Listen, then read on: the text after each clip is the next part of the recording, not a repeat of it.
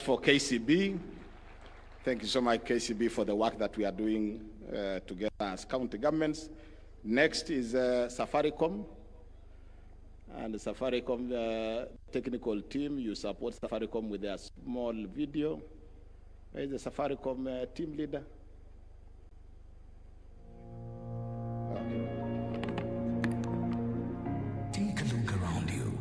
From the vibrant stalls of our local markets to the bustling city streets, you see the true heart of Kenya. It is in the quick exchange of goods and greetings, in the shared laughter over a cup of chai, and in the quiet resolve of people working together for the fundamental right to build a better life. The heart of Kenya beats with the rhythm of Harambee, a powerful spirit of unity, self-reliance, and collective action. It's how our communities build schools, raise families, and drive our economy forward. It's the power of the group. From the smallest chama to the largest cooperative, groups are the backbone of our society. But for too long, their growth has been held back by manual processes and a lack of digital tools. This struggle is real.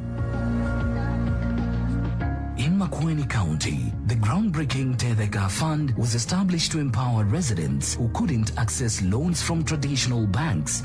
It was a lifeline, but its manual paper-based system became slow and inefficient, leading to defaults and a halt in lending.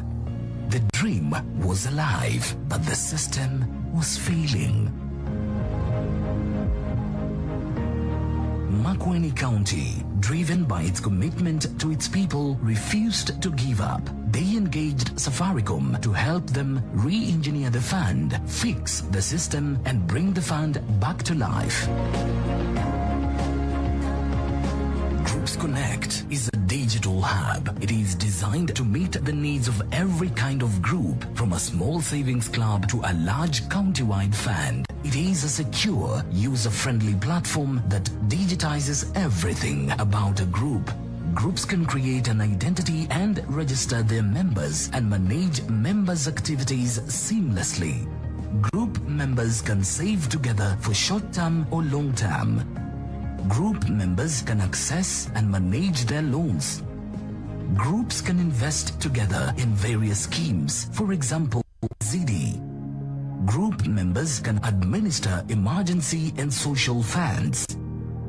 Safaricom has been working closely with Makueni County over the past year to create a tailored solution that has slashed loan approval times from months to just 24 hours. Now, the Makueni County Empowerment Fund is back, digitized, efficient, and accountable. In Homa Bay, the county government is interested in Groups Connect to help it identify and organize its various groups in order to understand how to empower them. Today, Homa Bay County has no clear visibility into the groups operating across the region. And without its visibility, it becomes nearly impossible for the county to plan, support, or even partner with these groups in a meaningful way. But imagine if every group in Homa Bay was registered on Groups Connect. The county would finally have a full view of the landscape, allowing them to design better programs, deliver farm inputs, equipment, training, or even access to loans and capital directly to the groups that need them most. When we make the groups visible, we make the county viable. At the same time, groups themselves get something valuable: a digital footprint, a clear identity, and a connection to a larger network that can open doors to partnerships, funding, and long-term growth. It's time to bring your group into the digital future to build a better life.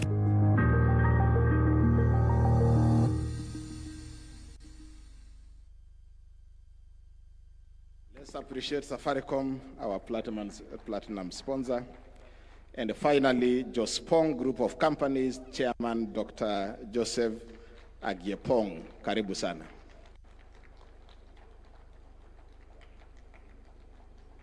Karibu Bwana Chairman.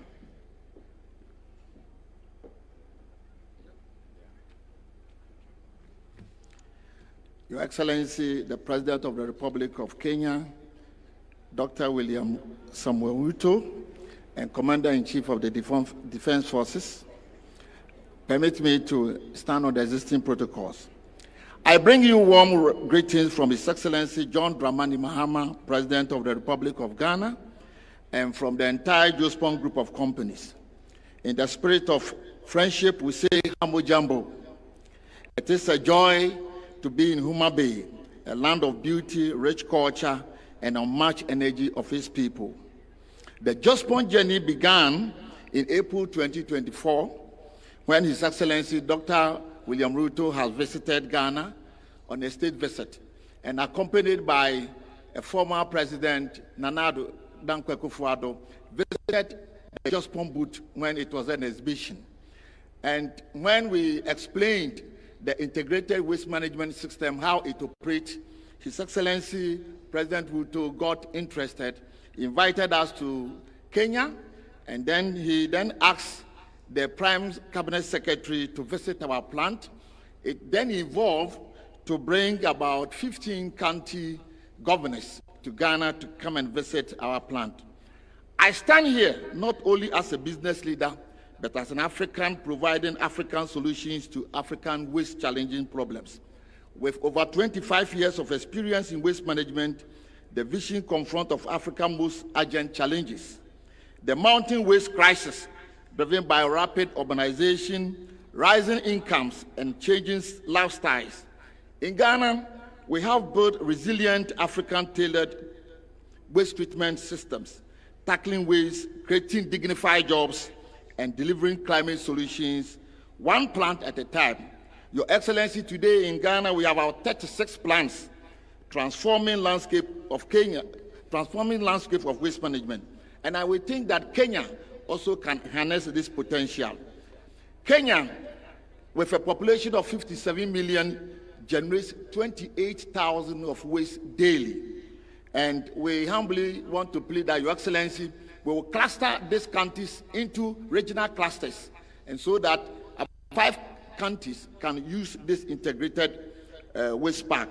Your Excellency, it might interest you to know that about 52,000 jobs can be created in a year through this kind of treatment plant. 30,000 jobs will be created from the collection of the waste, transporting, and then shipping.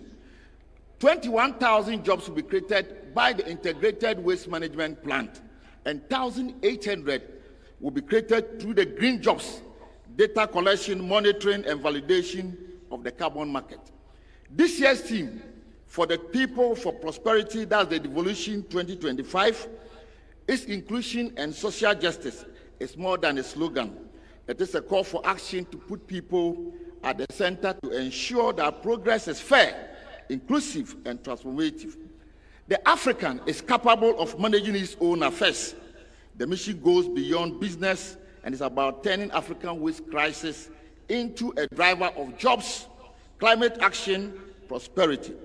Together, Ghana and Kenya can build and sustain with waste management resources in the countries. There's nothing like waste. It's a misplaced resource. Just place it up, and then you'll be able to recycle it. Today, I am confident that the next DEFCON 2027 will be able to talk about evidence of plant installed in all the countries. Your Excellency, kindly humbly permit me to watch a 1-minute video of the glimpse of how the equipment operates. Asante sana. Thank you.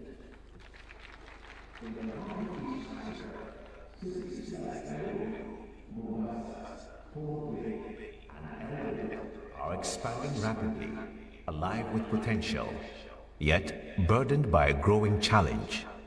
How do we manage waste sustainably as urbanization accelerates?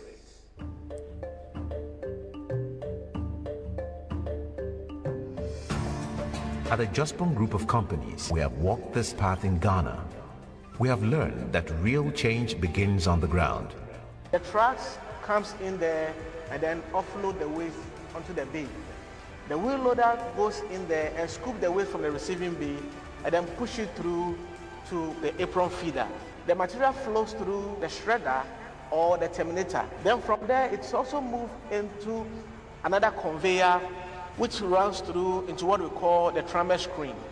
There are human intervention whereby they try to sort out all the other materials that we need in terms of segregation of the waste. Matured compost is bagged on site. This compost is excellent organic fertilizer for agriculture and horticulture.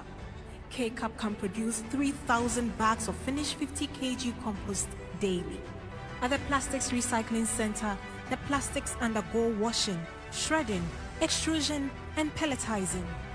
The pellets are bagged and sold to plastics products manufacturers as raw material. Metals and paper are also further sorted by type and billed for customers in the metals and paper industries, respectively. This isn't just a plant. Behind these walls, we mine the black gold. Kenya's team governors purposely is because we want to, manage our solid waste. You were saying there is no more waste in terms of solid waste management. We are turning it to value. The end result is not going to be something that is just county related. It is for every citizen, from your sewer problem that we have had to the waste problem that we have had, and most importantly, look at every single crisis that you have and how can you convert it into an opportunity. You convert an opportunity by creating jobs, by using the byproducts that are going to be coming up. Today, with humility and hope, we bring those lessons, those systems, and that commitment to Kenya. Your Excellency, with our recycling and compost plant technology tailored for the African environment, we are setting up composting and recycling plants that recover up to 80% of municipal solid waste. In addition, we are addressing one of the toughest sanitation challenges by establishing fecal sludge and liquid waste treatment facilities. These plants will become critical infrastructure in urban and peri-urban communities, protecting public health and the environment. These are not just projects for us, they are partnerships and a shared dream of turning waste into opportunity. But our proudest achievement isn't the technology or infrastructure, it's the relationships we are building. We've walked side by side with our Kenyan partners, sharing knowledge, building capacity, and investing in people. We extend our heartfelt gratitude to the President of Kenya, His Excellency President William Ruto, the Council of Governors, and the good people of Kenya for their unwavering support. We deeply value this collaboration that promotes development and strengthens the ties between our two great nations. Together with the people of Kenya, we are proving that African-led solutions can redefine the future of sustainability on our continent.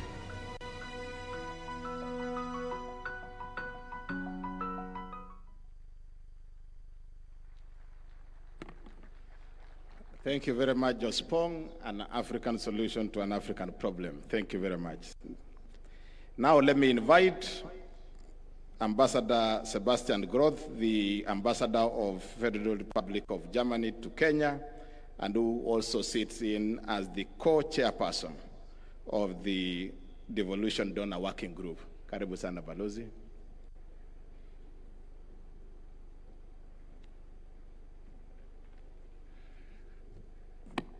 Asante sana Bwana MC, Your Excellency President of the Republic of Kenya, Dr. William Samuel Ruto, Chairman of the Council of Governors Ahmed Abdullahi,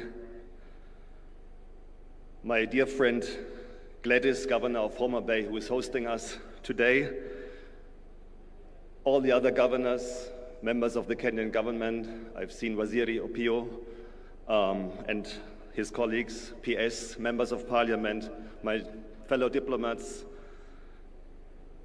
Good morning and hamjambo. It's a great honor to join you at this year's Devolution conference, and I would like to congratulate all the decision makers that chose Homa Bay for this year. I come often to this region, to Kisumu, to Migori, Siaya, and Homa Bay. And the more often I come, the more I love the region, the people, and also the food. Ahero rech, gikuon, gi osuga. And I sincerely thank you for the invitation to this important gathering and for the opportunity to engage with you. It is my deep belief that the counties, the governors, the MCAs, the local administrations are the real champions of Kenya's evolved system of governance. And devolution truly has transformed Kenya in the last decade, bringing decision-making closer to communities and expanding opportunities for citizen engagement. From health to infrastructure to agriculture and climate resilience, the impact of devolution is tangible across the country. As development partners, we commend county governors and county assemblies for your leadership in advancing this transformative agenda. We also salute the Council of Governors and the State Department for Devolution, the Office of the Deputy President, for its vital role in fostering coordination among counties and the national government. The Devolution Conference is the central platform for recommitment to deepen and further develop devolution. And I think the theme of this year's gathering, For the People, for Prosperity, Devolution is a catalyst for equity, inclusion, and social justice, powerfully captures what is at stake.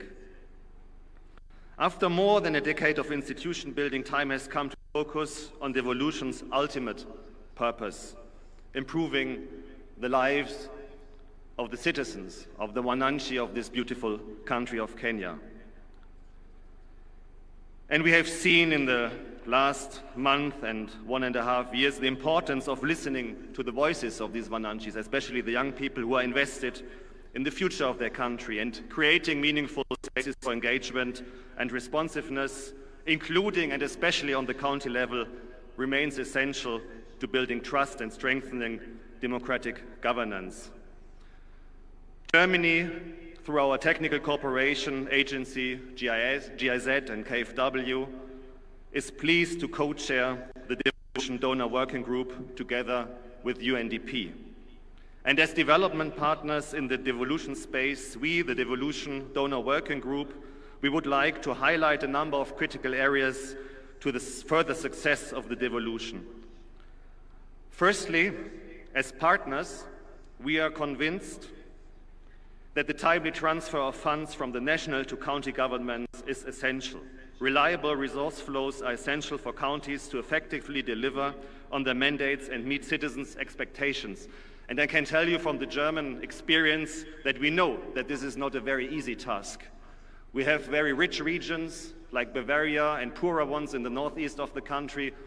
And every year there's a struggle for resources because in our constitution, we have an obligation to equilibrate the conditions of living in the whole country. But of course, you give from the one and take from the one and give it to the others is always a very complex discussion, and also on the level of the federal government to the 16 regions that we have in Germany. But still it is essential for federalism or for devolution and decentralization. Secondly, we encourage increased efforts to generate own resource revenue with counties. Strengthening revenue collection systems is key to meeting development needs and reducing dependency on national allocations. And during the tour of the booth, we have seen very impressive technological advances that make it easier for the counties also to tap into these resources. Thirdly, we emphasize the importance of strengthening public financial management, transparency, and accountability. Responsible resource use is fundamental to delivering concrete results. And finally, we underline the need for meaningful public participation, especially by women, youth, and persons with disabilities. Their voices must be heard and included to ensure truly inclusive and responsive governance. Be assured, governors, MCAs, National Government of Kenya, Your Excellency the President, of our cooperation and our willingness in pursuing these important priorities. Our commitment to supporting devolution and deepening this partnership with the counties is strong. For Germany, Devolution is one of our development cooperation priority areas. We are active in basically all the counties with different initiatives. One of them is a very important one. It's called FLOCA. It should strengthen the climate resilience on the local level, and I will visit some of these projects tomorrow in Kisumu County. To conclude, let me thank you once again for this important gathering. We enter now 3 days of discussion and reflection. But let us remember, devolution is not an event. Devolution is a continuous process about strengthening institutions that deliver and that respond to citizens' needs, and about upholding a genuine partnership also between government and the people, and between government and counties and the development partners. It is in this process that I wish all attendees a successful and inspiring Devolution Conference 2025. Be assured that the partners remain committed. We will travel this journey together, and I'm very much looking forward to our cooperation. Thank you very much. Asanteni sana. Kamano.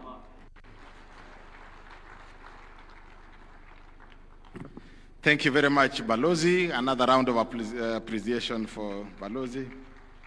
Your Excellency, county assemblies play a very critical role in the devolution family, and I now want to invite the chairperson of the County Assemblies Forum, CAF, Honorable Seth Mwatela, to come and make his remarks, but also recognize the County Assemblies members present. Karibu sana, Bwana Speaker.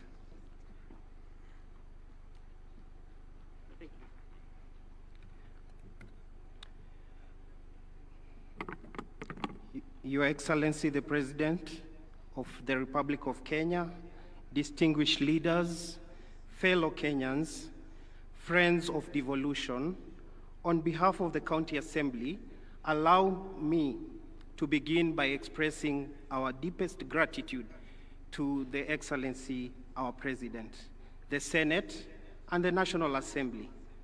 The recent passage, which is just today in the morning, of the County Public Finance Law Amendment Bill 2023, which we witnessed today in the morning, marks a historic turning point.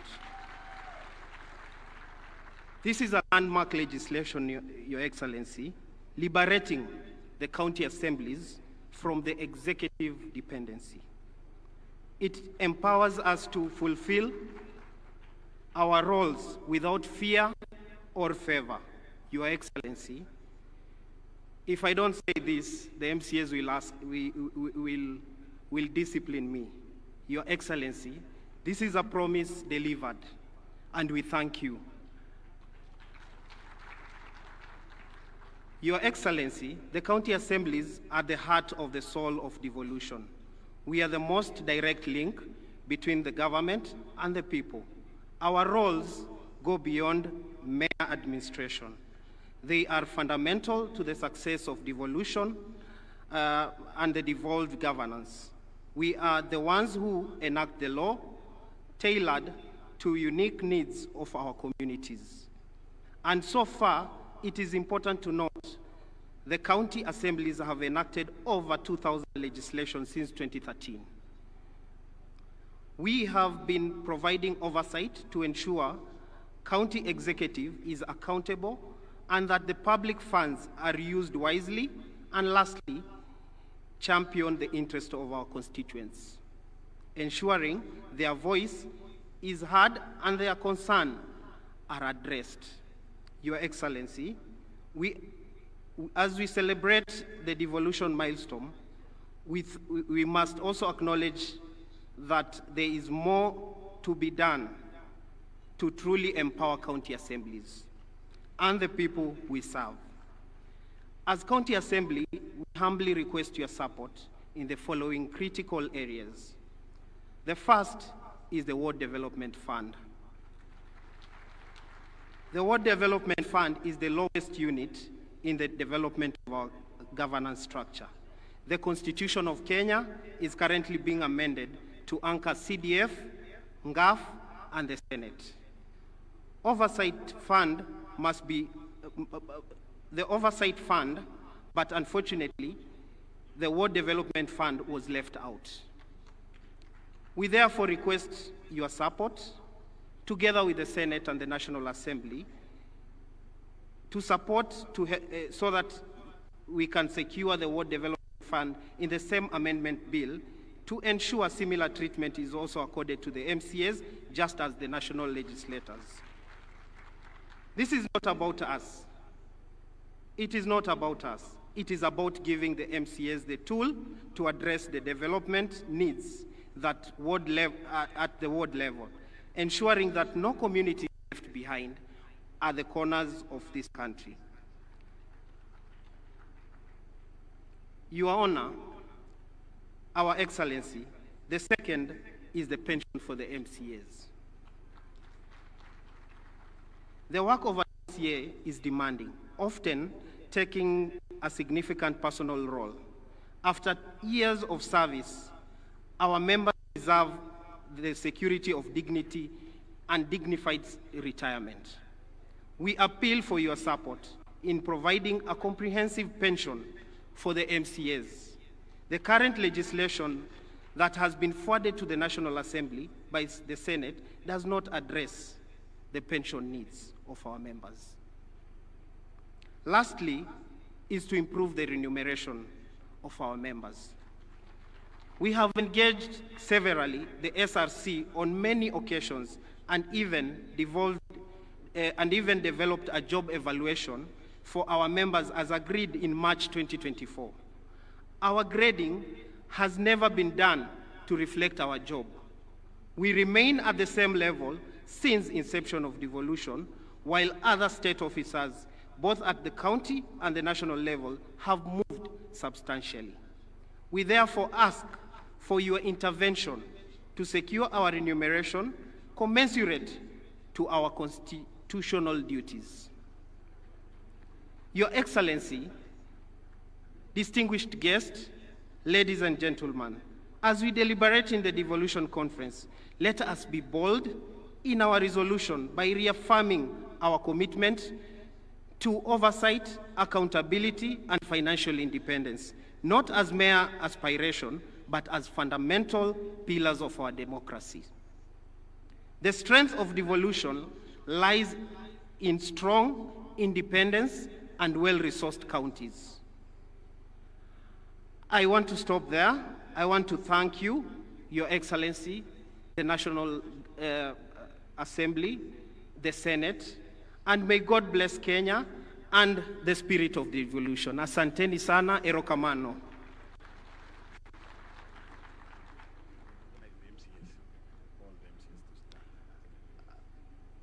Honorable members, I want to recognize all the honorable members from all the county assemblies.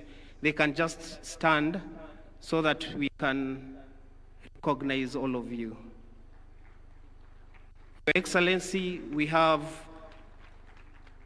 I can assure you, we have 47 members from the county assemblies represented herein. We thank you and asante sana. Thank you. Let's appreciate the chairman of CAF.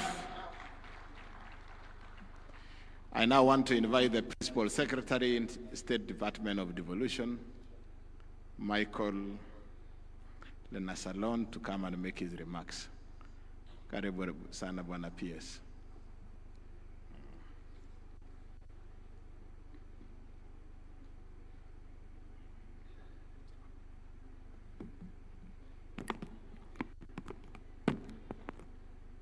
Your Excellency, the President of Kenya, Dr. William Samoei Ruto, CGH, Honorable Governors, Cabinet Secretaries, Principal Secretaries, Senators and Members of Parliament, Speakers and Members of County Assemblies, Development Partners, distinguished delegates, ladies and gentlemen, good afternoon. Jodurua Maso, Umor, I'm honored to join you in Homa Bay, the County of Endless Potential, for the 9th Devolution Conference and the 2nd biennial conference, united under the powerful theme, for the people, for prosperity, devolution as a catalyst for equity, inclusion, and social justice. This year's theme resonates with the objects of devolution, which are fundamental ideas on which our devolved system of governance is anchored. Devolution is about equity, inclusion, and social justice. It is about ensuring that no Kenyan is left behind, regardless of their geographic location, gender, ethnicity, disability, status, or socio-economic background. Since inception, devolution has transformed our governance landscape. It has brought public services closer to the people, accelerated development at the grassroots level, especially for initially marginalized communities, and provided opportunities for participatory governance. Yet, as our sub-theme challenges us, we must now re-engineer county governments to go further. That means to innovate, collaborate, and dismantle the stubborn socio-economic divide that persists. This way, the potential of county governments shall be fully harnessed. Ladies and gentlemen, the State Department for Devolution remains committed to supporting the effective implementation of devolution by empowering county governments to deliver services optimally. One of the key initiatives that the State Department is currently implementing is the Second Kenya Devolution Support Program. The program supports counties to improve service delivery, resource management, and institutional accountability. KDSP2 will help boost Kenya's fiscal sustainability by supporting mechanisms for enhancing county-owned source revenue management and improving public expenditure transparency and effectiveness. Additionally, the program is supporting the automation of various manual or government processes, including the automation of exchequer releases, revenue collection, and payroll management. The resultant systems such as human resource information system and digital revenue platforms will improve credibility and accountability of government processes and services. The manual processes have historically caused inefficiencies, translating to mismanagement of resources. KDSP2 will establish a performance management culture in counties. This will be supported through an integrated performance management framework and system standardization performance in government. Counties will be incentivized to undertake monitoring of performance contracts and cascading of the performance contracts to the lowest level. To strengthen participation of citizens in governance, the program aims to support the quality of citizen participation and feedback mechanism on service delivery, thereby improving the quality of life for the people of Kenya. The investment dashboards being supported by KDSP2 will facilitate the tracking of county projects implementation and provide an opportunity for real-time citizen feedback. Another key initiative by the State Department for Devolution is the Strengthening Good Governance in Kenya program. Together with other stakeholders and development partners, that is the EU and GIZ, SDD will employ innovative methods through incentivizing county government to instill the culture of good governance. Central to good governance is performance management, which must be rooted in credible evidence that guides county planning, priority setting, and decision-making. Through this program, standards and norms that are critical to harmonization of service delivery across the devolved units will be established. Since citizens are the center of performance management, this program is supporting civic education to empower them in oversighting the government in service delivery. Additionally, the crucial role the county assemblies play in oversight, ensuring that resources are used as intended, will be strengthened by building their capacity in budget scrutiny. Ladies and gentlemen, the full potential of devolution calls for reimagining and rethinking governance through opportunities that are available all there with the advancement of technology. Firstly, I will list some of them: embedding performance culture, institutionalizing performance management across county operations, and linking budget execution directly to service delivery outcomes. Secondly, creating climate-smart cities, utilizing satellite monitoring for urban planning compliance. Your Excellency, the human resource alone is not enough, so we need also to leverage on technology, and also transforming waste management systems into circular economies, as already outlined by previous speakers. Scaling wetland and river restoration, like the model, Nairobi River model, which is on track and very effective. Your Excellency, the rule book for cities should also be re-engineered, because with a big rule book, then, for example, the Nairobi Rivers, the vision and the citizen involvement and the action is just what's needed. So the governance needs also to be re-engineered for the county cities. Advancing agricultural innovation. 3, establishing county-based food production systems, ecosystems, and implementing spatial planning for sustainable land use. 4, democratizing healthcare access, deploying AI and Internet of Things diagnostics at lower level hospitals, and leveraging drone logistics for medical supply chains, as we have seen in Homa Bay. Realizing this collective vision requires creating frameworks for county innovation funds, facilitating public-private co-creation platforms, and strengthening citizen engagement through open governance tools. This conversation continues with enhancing coordination of national devolution programs, peer learning, and multi-stakeholder technical support frameworks for the people, for prosperity, and for collective future. Asanteni sana na Mungu abariki. Asante sana, tumpigie makofi Bwana PS. I now want to take this opportunity to invite the host senator, Senator Moses Kajwang, to come and make his remarks. Karibu, Bwana Senator.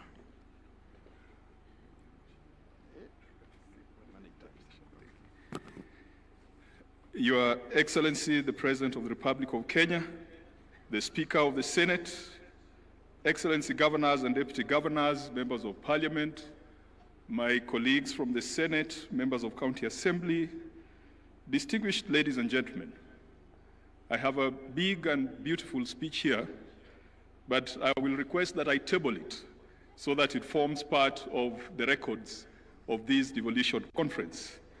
And then I will utilize this opportunity just to welcome you to Homa Bay County with great pride, with great pleasure, with great privilege. 3 years ago, you would never have imagined that Homa Bay could host a devolution conference. Indeed, it's almost exactly 3 years ago since Gladys Wanga was elected the governor. And when we sat in that hall waiting for the results to come, we said, by the way, one day we could host a devolution conference. And I thought it would happen in her 2-term, not in her 1-term. And it has come sooner, earlier than we expected. And this morning, when I was going through the Bible, I reflected on an interesting conversation between Nathaniel and Philip. It is in the book of John. Philip tells Nathaniel that a good thing has happened in Nazareth. And Nathaniel, being the cynic, asks, what good can come out of Nazareth? And Philip responds, come and see. What good can come out of Homa Bay? I am glad that you have come, and I am sure that you have seen that this county is truly the county of endless potential. And it is not just our human resource. You have seen our natural resources, the beauty of our land, how productive it is. I know the land brokers in the room are seeing the potential. My friend, the chair of this committee organizing the conference, Governor Kahiga, has promised that he's coming back with land brokers from Nyeri to split the land into small 50 by 100 and then to sell. Of course, there is so much here that we cannot exploit ourselves as sons and daughters of Homa Bay. And so we are open. We welcome all Kenyans. We welcome all Africans, including our brothers from Ghana. We welcome the development partners. Homa Bay is open for business. Kenya is open for business. Each of our 47 counties is beautiful. Good things do not only come from Homa Bay. Sometimes we look upon the small endowments that God has given us. The potatoes from Nyandarua, the rice from Kirinyaga, the gold in Migori, the Savorite in Taita Taveta, where my friend Mwadime has a problem with the girls. He says the short ones are quarrelsome, but he has told me that he has apologized on that slip of the tongue. The oil in Turkana, each of our 47 counties has got something good, just the same way something good came out of Nazareth. Your Excellency, when you talked of the bottom-up economic transformation model, I believe that devolution would be the channel for delivering development bottom-up, delivering development to the grassroots, and it still remains the surest way of empowering the people and empowering communities. Your Excellency, I don't want to say much. The Speaker of the Senate is present and will make the formal presentation and will also introduce the senators present because he's the head of the institution. The Governor of Homa Bay is present and she will also introduce and acknowledge all the leaders who have come from Homa Bay County. All the elected members of Parliament, National Assembly and Senate from Homa Bay are here. We have given Governor Gladys Wanga full, unlimited and unconditional support. And that is why she has been able to host Madaraka Day and host Devolution Conference with so much success. Allow me to apologize if there has been any indiscretion, if there's been anywhere or in any way we have fallen short of your expectation. I apologize on behalf of the people of Homa Bay. For a long time, this county, this region, has been the black sheep of the family called Kenya. Past governments have looked at this region, have looked at this county with the cynicism of Nathaniel, and they've always asked, what good can come from Nyanza? What good can come from the people of Homa Bay? And what good can come from the people of Luoland? Perhaps I might not tell them to come and see, but I will tell them to wait and see. Because President Ruto, you have made it your business to come and find out the good in this region. And you have just not been talking, you have done things. When you drive around this Homa Bay town, for those who are here for the first time, 3 years ago, we didn't have 90% of the tarmac you are seeing here. 3 years ago, we didn't have 90% of some of the public infrastructure you are seeing here. We thank you, Your Excellency. Good things will come from Homa Bay. Just wait and see. That's all the politics I'm doing today. And when it comes to matters of policy, I will allow the Speaker of the Senate to do so. But Your Excellency, just allow me, because the Devolution Donor Working Group have spoken, I thought they would talk about how fast we process some of the instruments that are required to draw on donor support. I want to commit and I want to promise the Devolution Donor Working Group that we have had a conversation as a Senate, and we had that conversation with CS Mbadi last week, that we must find a more efficient way of processing conditional and unconditional grants so that counties can draw on them in a timeous manner. Your Excellency, I'm glad that in this financial year, we never fought over DORA. DORA was assented to on the 30th of June. Perhaps that's a record, because in the first year of DORA, we even had to go to court. This gentleman here called Sang is the one who led us to court, and it was very contentious. For the first time, the formula for allocation of revenue amongst county governments was not contentious. It was passed very fast. For the first time, CARA has been processed very swiftly, and CS Mbadi had assured us that counties would start getting money. Good things are happening in Jerusalem. To the county assemblies, the President has assented to a bill which was privately sponsored by Senator for Meru, the Deputy Speaker. Senator Kathuri is the originator of that bill that has provided autonomy to county assemblies. Mr. President, again, history has been made that bills have been assented to in Homa Bay for the first time. I don't know whether that has ever happened before. Something good is happening in Nazareth. To the governors, our friends, we will continue to fight for additional resources to counties, because we believe that money is not personal money. It is money that goes to the people. We in the Senate call for greater efficiency, greater focus on service.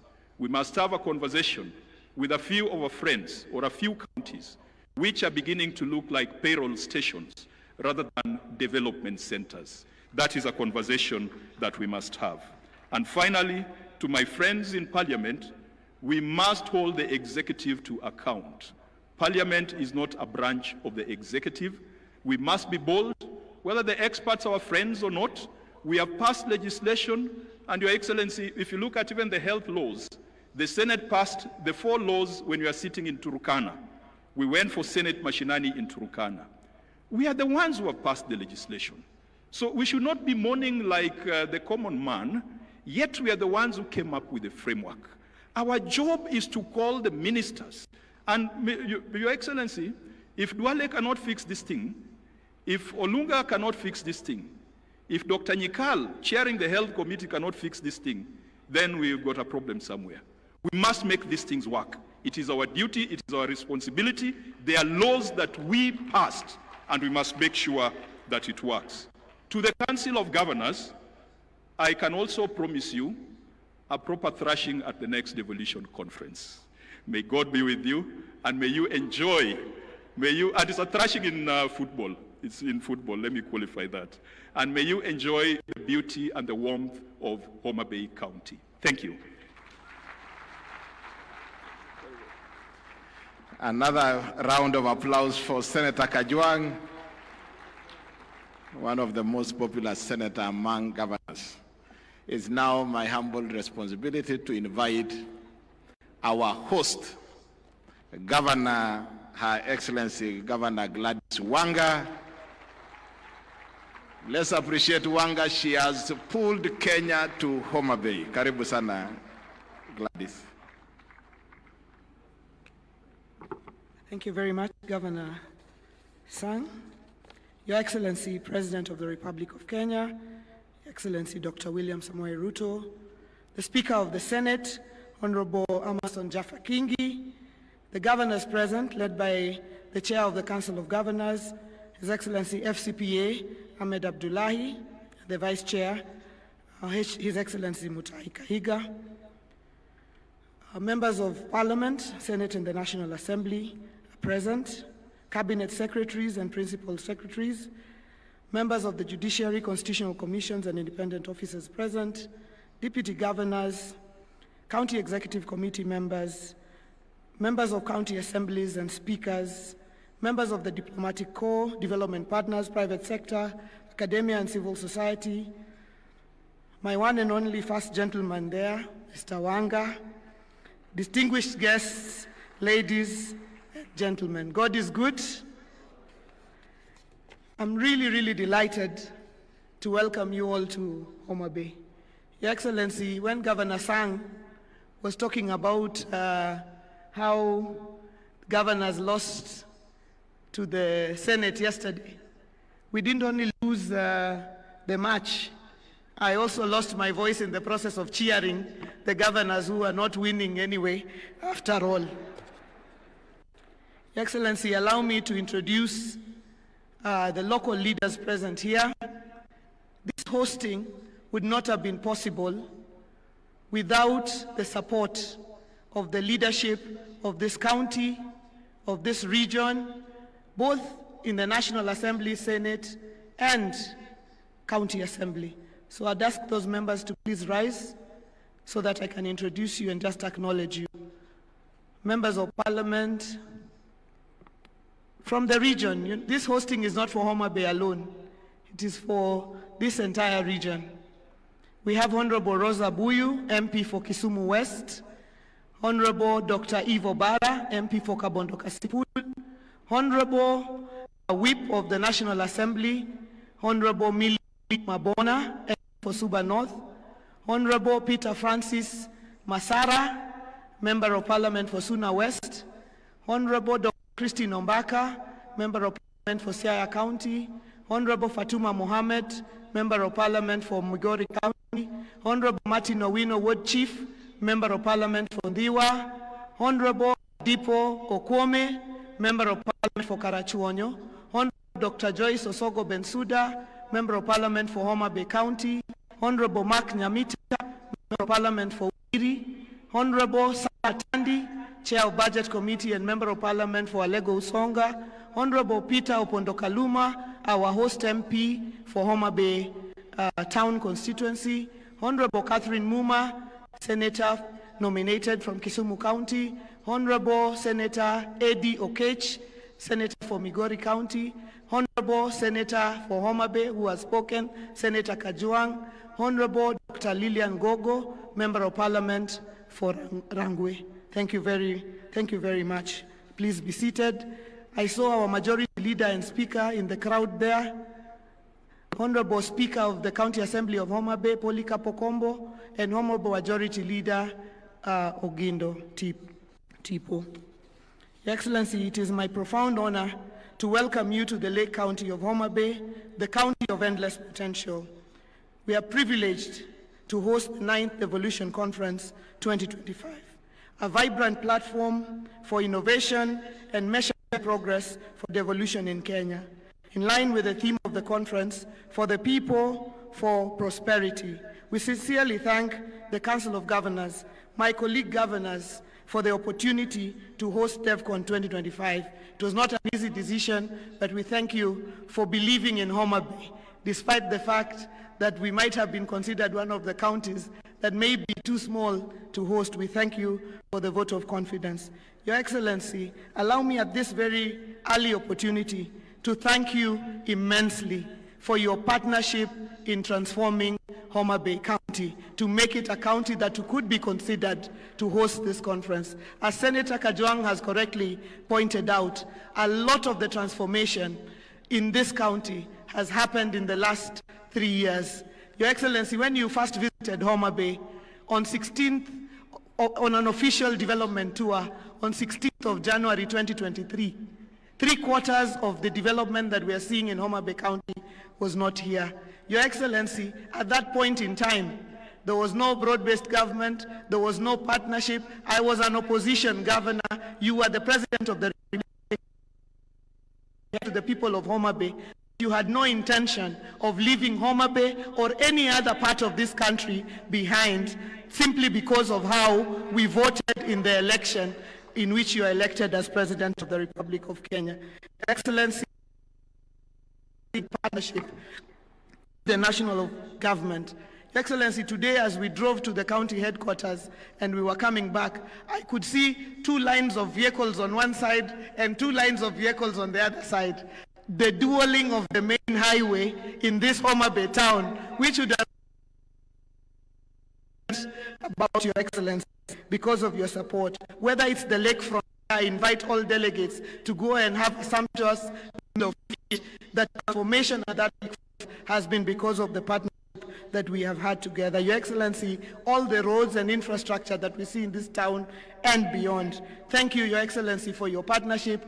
And I'd like to say to all the delegates here, Karibuni sana Homa Bay, Arwako u Homa Bay County. Your Excellency, in reflecting on our journey, 15 years ago, devolution was enshrined in the Constitution 2010 as a transformative force to bring development and services closer to Kenyans. If devolution were a person, it would be a spirited teenager, vibrant, curious, and occasionally challenging. The impact of devolution is undeniable, with stories of progress written across our 47 counties. Devolution is a key pillar of our Constitution, and it is befitting that this DevCon is held here in Homa Bay, the home of Dr. Odhiambo Mbai, the architect of the Devolution Committee during the constitutional review exercise. And Your Excellency, we thank you because this morning you met the family of Dr. Odhiambo Mbai as we unveiled a plaque, a commemorative plaque at the Arboretum. Our task is to make devolution work for all Kenyans, deliver equity, inclusion, and social justice, closing the socio-economic divide, delivering on the sustainable development goals of leaving no one behind. As we celebrate devolution during DevCon, we celebrate the national unity and diversity of Kenya as one nation. And I'd also like to thank you, Your Excellency, President and Right Honorable Raila Odinga, for consistently demonstrating transformational leadership for celebrating devolution. When I assumed office in August 2022, I knew the public expected results as I ran on a Genoa manifesto of hope. Results not just in infrastructure, but in tangible services and opportunities for Homa Bayans. Our pro-people, word-based programs have touched many households. Your Excellency, this morning as you visited our stand, at the Homa Bay stand, you saw that we were celebrating 96 days, straight days, of no single mother lost in Homa Bay due to maternal mortality. Your Excellency, this is due to the intensive programs that we have invested together with your government in community health promoters, coming all the way to a robust SHAP program, Your Excellency, and an MPDSR program, a weekly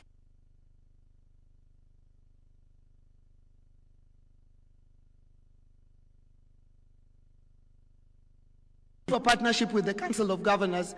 Every Tuesday,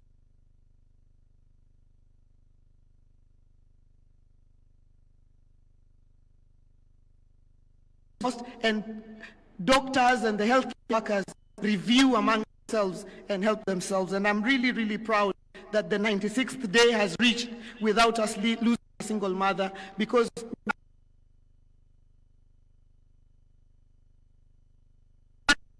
we used our on-source revenue that grew by over 700%, 859 million in the year financial year 2022-2023, and over 1 billion in 2023-2024, and a high of 1.7 billion in 2024-2025 to fund critical services.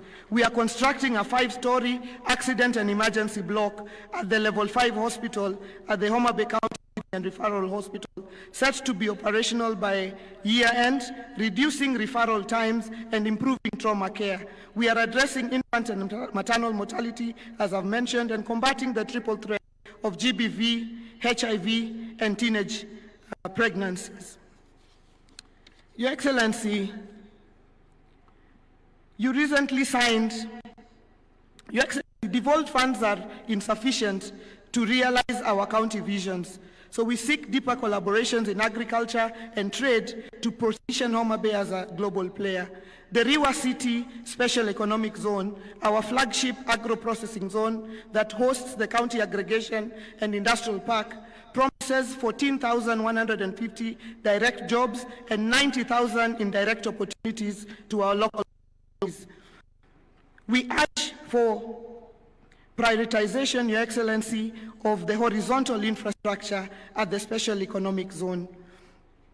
Our key value chains, Your Excellency, in Homa Bay include fish, cotton, edible oils, sunflower, millet, sugar, sweet potatoes, pineapples, and livestock and groundnuts. We are pushing our value chains up, and we have seen the growth of production in leaps and bounds in the last 2 years. Your Excellency, you recently signed the Economic Partnership Agreement for Trade with the European Union. With CAIPs and improved productivity of the agricultural value chains, we can enhance the trade volumes. Kenya is trading far lower volumes compared to countries like South Africa. The answer lies in 50-50 sharing of the agriculture funds. The national government charged with policy making should take 50%, leaving 50% to counties to revolutionize agriculture for food security, agro-processing, trade, job creation, and enhancing farmers' incomes, thus fighting poverty. Your Excellency, we need to worry about powering investments and industries like the Riwa Special Economic Zone. The nuclear power project to be implemented in Siaya will be a game changer for the entire region and country. It is expected to supply reliable, affordable, and sustainable power for economic growth.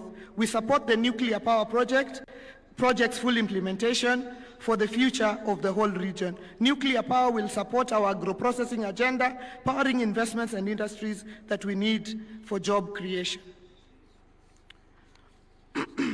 Your Excellency, distinguished guests, Homa Bay is a model of devolution's potential. Let me share on 3 critical success factors for our county. One is the unity of purpose for the county leadership. You heard the senator saying that we all work together as a team to move our county forward. Second is support of the county assembly. And third is the secret of partnerships, from the national government to development partners, to the private sector, to the civil society. We are a county of partnerships, and we thank all our partners, many of them present here today. The story of Homa Bay is the story of devolution. A little-known county, Mwisho wa Lami, is hosting DevCon. This is the story of each of our 47 counties, and this is the story that we want for Kenya as we engage in the next few days of the conference. My apologies, Your Excellency, and have to punish the governors who are not playing too well and made me cheer too hard.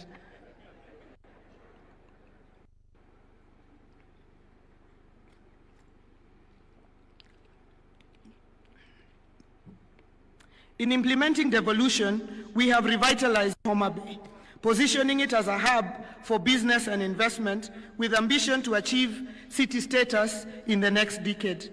Our lakefront development, including upgrading of the Homa Bay Pier, supported by the national government, is drawing visitors to the Bay of Endless Potential.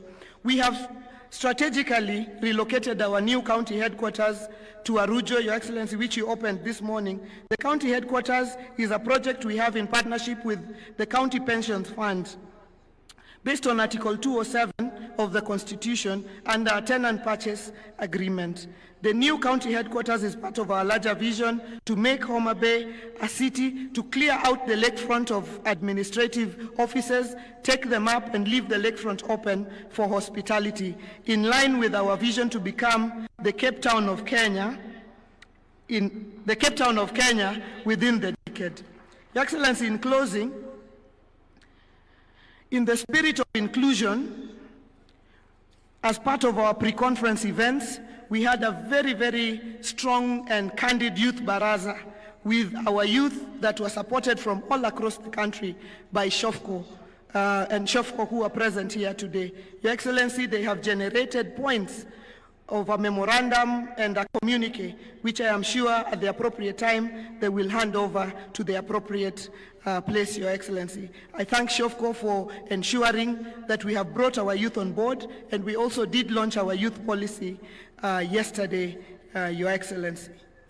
Your Excellency, at the home of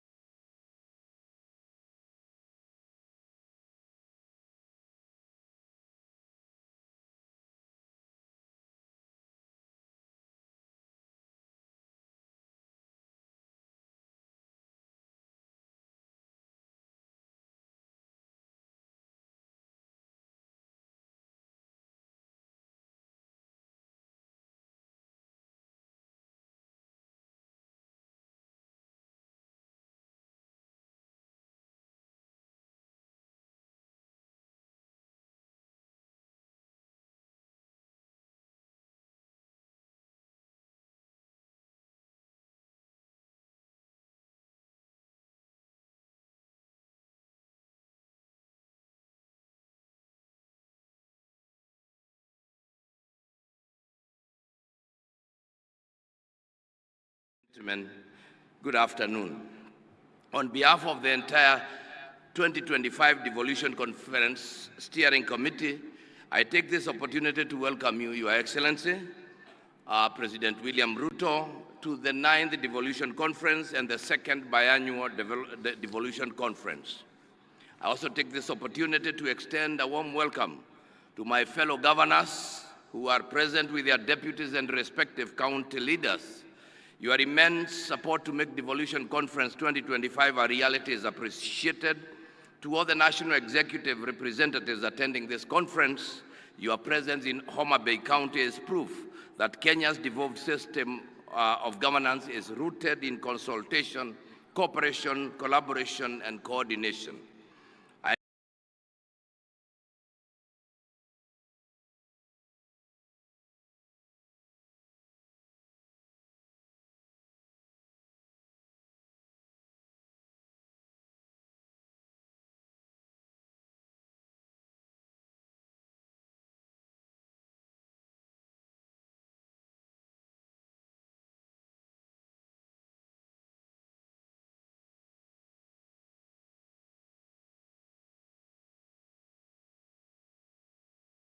I know that the legislature at both levels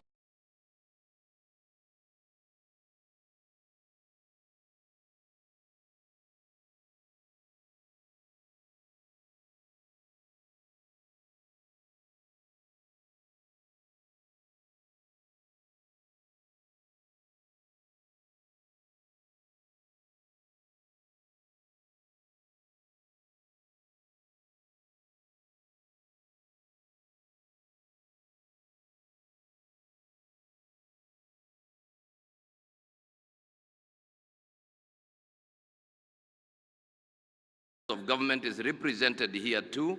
In a salon, the Honorable Chege Mwaura, Secretary General of the County Assemblies Forum, Ms. Gloria Wawera, Chief Executive Officer of the National Council, Youth Council, and Mr. Tom Were of ACT. Allow me to also recall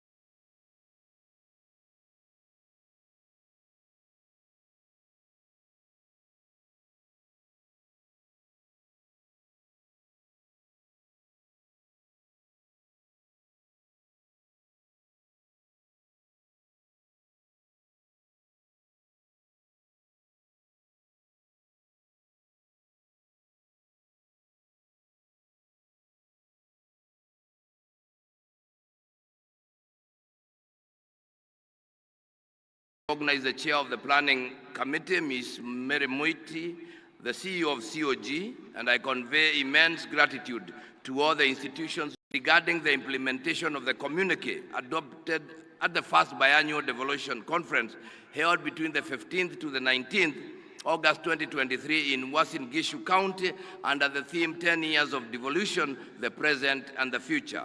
I will highlight just key milestones in implementation of the 2023 resolutions. First is the coordination in project and program implementation. Your Excellency, the Office of the Deputy President is working with ministries, departments, and agencies to synchronize the interventions of different government entities to eliminate duplicity and enhance efficiency. The Presidential Economic Transformation Secretariat, the PETS, has undertaken a comprehensive review of projects across all sectors to align them with national priorities. The synchronization and identification of these projects to the ward level has greatly eased silos and enhanced coordination. Automation and digitalization of services was the second one, and county governments have automated services in different sectors. Murang'a, Kisumu, Makueni and counties have fully automated their services, while other counties have partially done it. The e-citizen has brought together over 16,000 government services, and this comprehensive digital platform integrates services from more than 100 ministries, counties, departments, and agencies, streamlining access for citizens and residents across Kenya. The third one was own source revenue. Counties collected Kenya shillings 58.95 billion in the financial year 2023-24, which is 72.5% of their target, marking the highest revenue performance in 11 years. 10 counties surpassed their OSR targets, in financial year 2023-24. All the 47 counties are currently automating their revenue systems to enhance transparency and zero leakages in revenue collection. On number 5, which is transfer of county functions, the unbundled functions were gazetted under Gazette Notice number 219, dated 16th December 2024. What remains pending is the costing process, which will pave way for adequate resourcing of county functions. On legislation of land and bridging the gender gap in land ownership, the National Land Information System, dubbed ADISASA, was successfully rolled out in Nairobi County, Mombasa Island, and Mombasa County, and some parts of Murang'a County. County governments have also established land information management systems like Kajiado, Makueni, and Murang'a counties. The Adi Haki Mob app in Taita Taveta County and the mobile-based reporting tool in Kakamega County are some of the innovative interventions implemented within the 2-year period that aggregate real-time data on women's land tenure issues. Kakamega, Busia, Nairobi, and Mombasa counties, in partnership with Athi kwa Kina Mama, AKMA project led by We Effect, implemented a project aimed at increasing women's access to land rights by establishing safe spaces for grassroots land rights defenders within the reporting period. And the other one is strengthening primary health care and community health services. 227 primary care networks are operational, and the National Treasury has included the community health promoter stipends in the additional allocations to county government from national government's share of revenue in the financial year 2024-25. The Cabinet Directive of 21st January directed mergers of health programs to avoid duplication, and we thank you, Your Excellency. We are creating a conducive environment for the youth to carry out business. The government has developed the Creative Economic Support Bill 2024 and is currently at the public participation stage. Further, to boost local talent and earning, Nairobi County has initiated programs to support artists and content creators by providing affordable access to public spaces for performance and exhibitions. This includes subsidized fees and streamlined permit processes. Street photography and street dancing are now permitted. Mombasa County, on the other hand, has several creative hubs, including the Mombasa Innovation Hub, Swahili Port Hub, Jukwa Arts, among others. On forestry and tree growing, the Ministry of Environment, Climate Change and Forestry has undertaken mapping of both tree and forest cover in the country to inform the tree growing targets of achieving 30% tree cover by 2032. Ladies and gentlemen, I applaud all stakeholders and partners who facilitated the full implementation of the 2023 communique. Any ongoing efforts must be concluded. The full matrix containing the status of all the 2023 resolutions can be accessed at the Marifa Center, the Knowledge Hub for COG. To maintain momentum, we must strengthen intergovernmental collaboration to fast-track pending legislation and ensure equitable resource allocation. There is also need to deepen engagement with the private sector to bridge funding gaps. Number 20, let us recommit to this collective endeavor, ensuring that the resolutions of the Devolution Conference 2025 will continue to build on the progress we have witnessed and spurs to greater heights in championing devolution. I wish all of the delegates a wonderful time at this conference. Thank you very much. Let's appreciate the chairman of the steering committee, Governor Kaiga. At this point, I want to invite Governor Murang'a to come and showcase a county innovation, as the technical team also prepare the devolution video that will come shortly after. Karibu, Governor Irungu Kang'ata.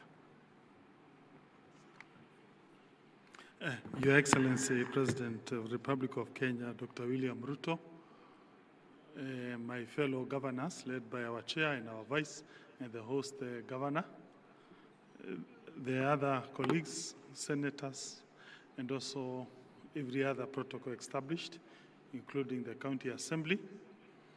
Allow me to, there's a request made that Murang'a showcases various innovation in technology.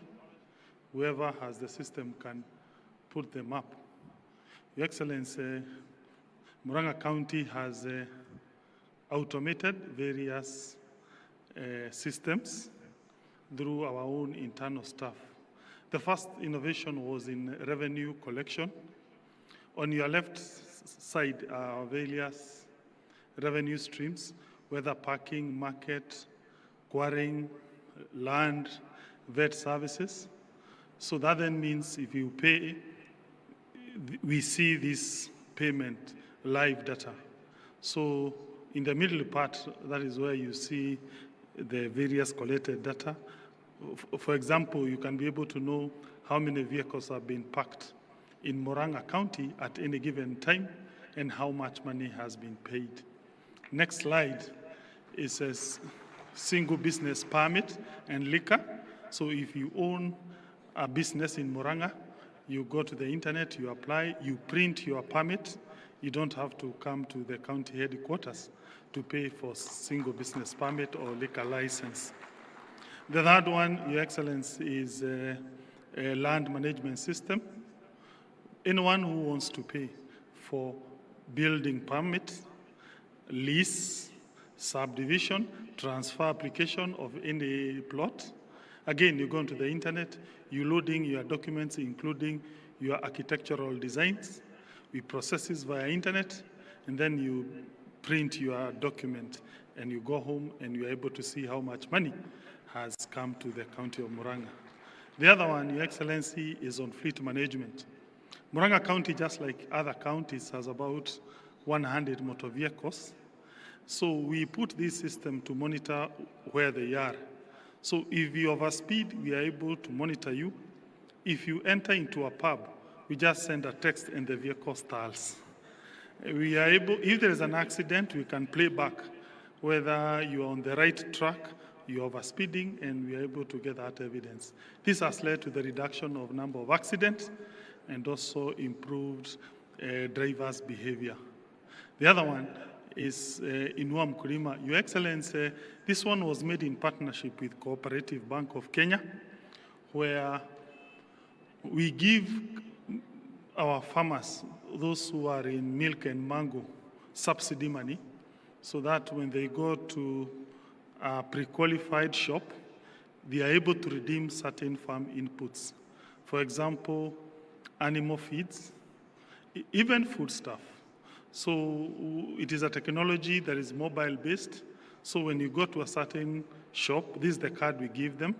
So you give it, if you're a member of that program, your money will be deducted, which has been preloaded in that e-wallet. That supports milk and mango value chains in Murang'a. The other one is a file management portal. This is our own internal system in the county government. We have another one for hospitals. We are able to now know how many patients are visiting our health facilities at any given time. We have about 150 facilities. So, for instance, now you can see we have 6,487 patients now. In the middle part, that is the diseases that have taken them there. At the end, the money they have paid us today, whether by M-Pesa or SHA claims. This system was made together with the Ministry of Health, and I thank my friend Mr. Jared because he's currently in all 157 medical facilities. Allow me to end there because there are many, but just to give what are the downside or the problems we encounter. Number one is unstable internet. We hope that our service provider will be able to stabilize internet. Secondly is unstable power. We have been compelled to now solarize our health facilities so that when we have a problem with the national grid, our systems continue functioning. Thank you.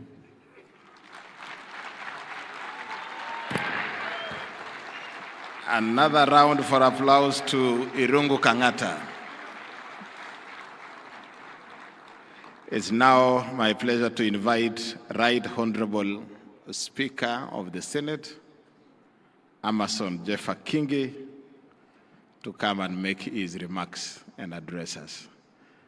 Karibu sana Bwana Speaker.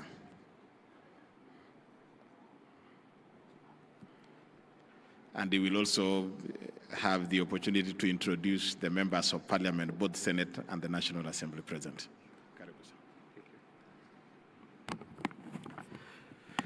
Your Excellency, the President of the Republic of Kenya, Dr. William Samoei Ruto, in the interest of time, allow me to adopt the protocols already established by the speakers who spoke before me. Your Excellency, before I make my brief remarks, allow me to introduce the team from the Senate, and I hope my eyesight won't fail me. We'll start with the Deputy Speaker and Senator for Meru County, the Honorable Senator Kathuri Murungi, the host Senator, Senator Kajwang Moses Otieno, the Senator for Nandi, Senator Samson Cherargei Kiprotich, Senator Dr. Boni Khalwale, Senator for Kakamega, Senator Faki Munyehaji, Senator for Mombasa, Senator Eddie Okech for Migori, Senator Catherine Muma Muyeka, Senator Maureen Tabitha Mutinda, Senator Hamida Ali Kibwana, Senator Julius Murgo, Senator Montate Batuli Betty, Senator Kisang, Senator Esther Anyeni Okenyuri, Senator Beth Siengo Kalunda, Senator Jackson Mandago, Senator Danson Buya Mungatana of Tana River, Senator Abbas Sheikh Mohammed, Senator Mbugua. Those are the senators who are with us here today. Further, Your Excellency, before I make my short remarks, I have been given a request that I should place before you. In keeping with your generosity, Your Excellency, that has been witnessed by Kenyans for the past couple of weeks, where you extended some appreciation to the national team, Harambee Stars, for every match that they win. The Senate team, having beaten the governors,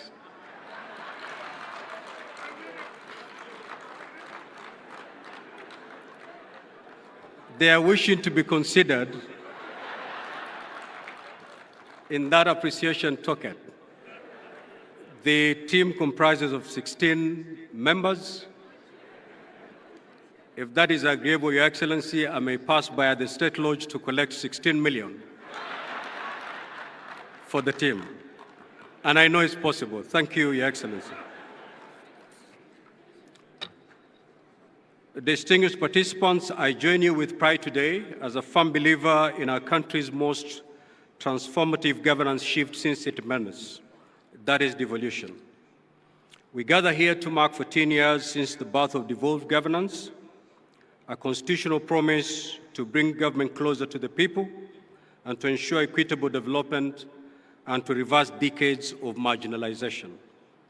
As partners in the devolution space, our gathering here today and this entire week is not a matter of routine, but a national obligation. For devolution is about every lives of our people.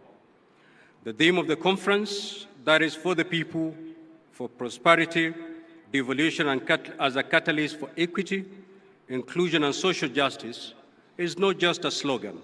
It is a call to action and resonates with the realities of our time. It reminds us that devolution is not about systems or structures. It is about people.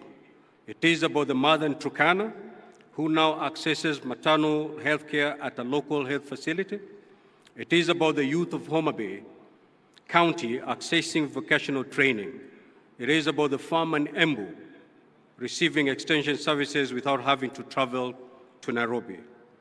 The sub-theme, re-engineering county governments to accelerate development and bridge the socio-economic divide, demands that we go beyond the ordinary. It demands that we make counties leaner, smarter, responsive, and people-centered. It is a call to disrupt mediocrity, embrace technology, promote innovation, and be accountable stewards of the public trust. Your Excellency, we promulgated the Constitution of Kenya in 2010 and operationalized it in 2013. We reimagined a Kenya where no county, no village, no Kenyan will be left behind. We moved away from a centralized, top-down approach that had for decades marginalized communities and deepened inequalities. In its place, we embrace a model of governance that is participatory, inclusive, and closer to the people. And while the journey has not been perfect, it has been profoundly transformational.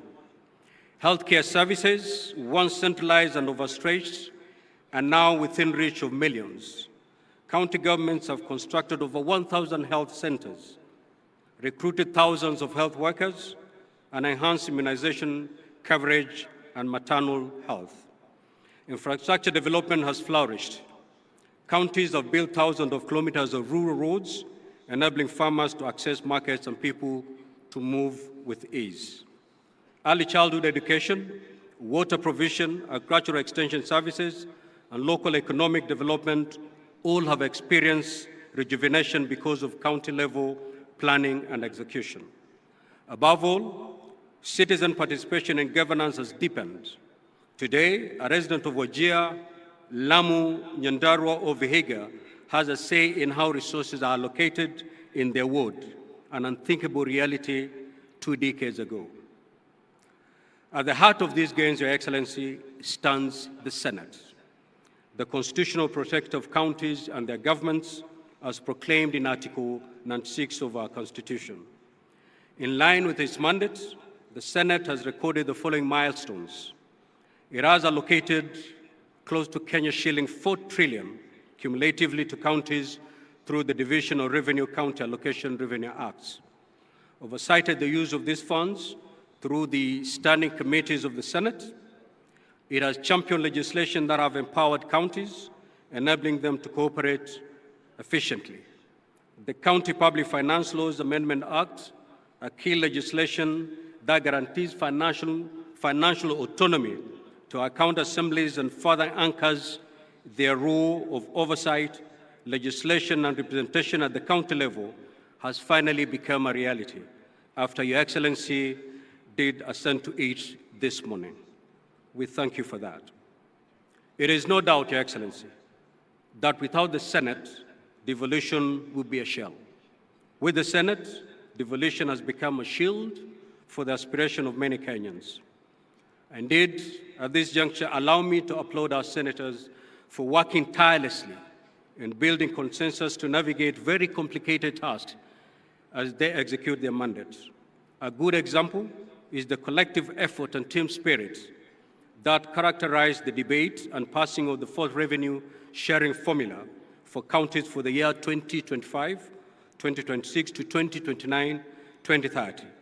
This was a profound departure from the past when such an exercise was riddled with acrimony and laced with political differences. Your Excellency, yet even as we celebrate these achievements, we must confront the hard truths mirrored in the following realities. These are the threats to devolution. 1, corruption and weak accountability systems in some counties continue to threaten and erode public trust in devolution. Failure, regrettably so, failure by some governors to heed invitation by the Senate to come to the Senate to account for the resources placed in their hands not only erodes the good working relationship within the devolution family, but also is detrimental to the noble goals of devolution.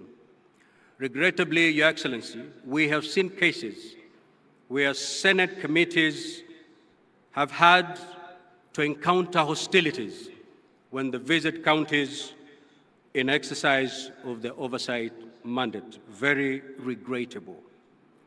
duplication of rules and power struggles between national and county governments, undermine efficiency and cooperative governance.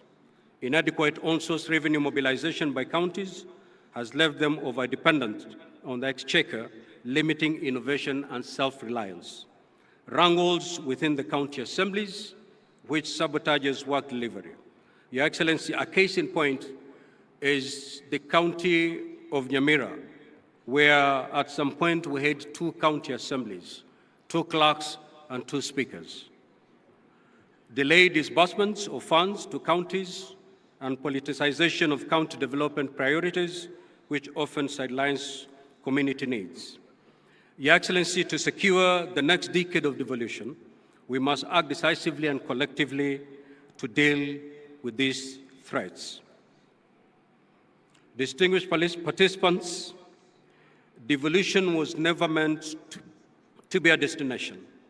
It is a continuous journey, one that requires vigilance, courage, and commitment.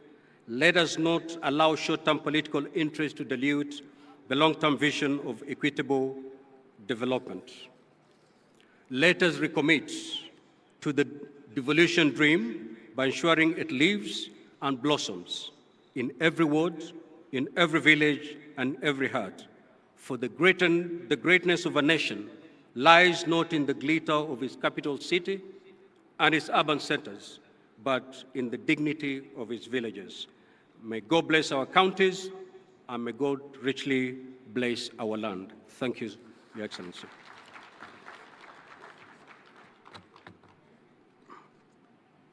Tumpigie makofi Bwana Speaker. I now want to invite our chair, FCPA Mohamed Abdullahi, to come and make his remarks and in turn invite His Excellency the President. Karibu Bwana Chairman. Tumpigie makofi Bwana Chairman.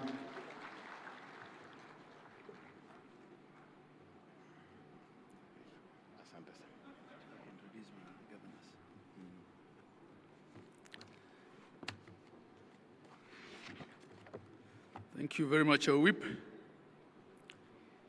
Your Excellency,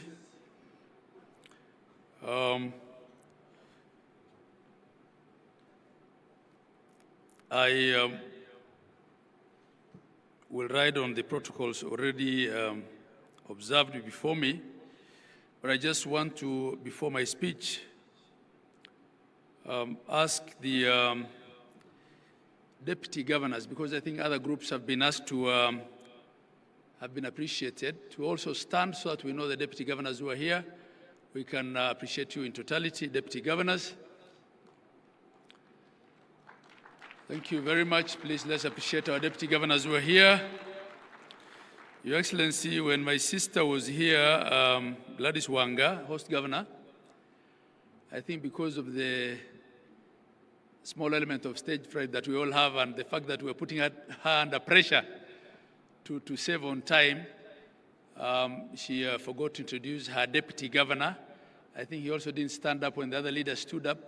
So on her behalf, I apologize and recognize and appreciate the deputy governor of Homa Bay County, Oyugi Magwaga. Your Excellency, I also want to appreciate the presence of our CS Opio Wandai. CS, you can just stand up. Now, with that, Your Excellency, because not all governors will have an opportunity to come and stand up here, I'll be the last one speaking before I invite you. I want to ask all the governors to stand up. Excellency governors, host governor, Gladys Wanga was here. She stood and spoke. My vice chair was also here, Dr. Mutahi Kahiga. Our whip was our MC here, Steve Sang. Then we have my immediate former boss. She's chair emeritus, governor of Kirinyaga and Waiguru.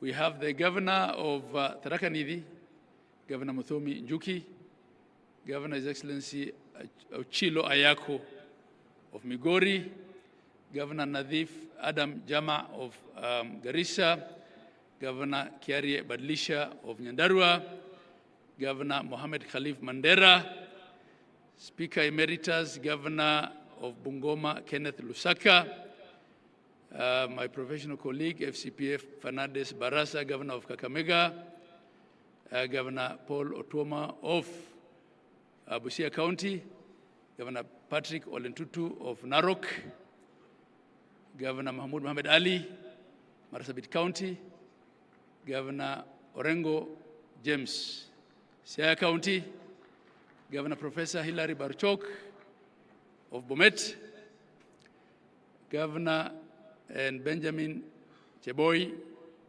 of Baringo County, Sister Governor Cecily Mbarire of Embu, Governor Amos Nyaribo of Nyamira, and Governor Kachapin of West Pokot. Am I missing out anyone? Oh, yes.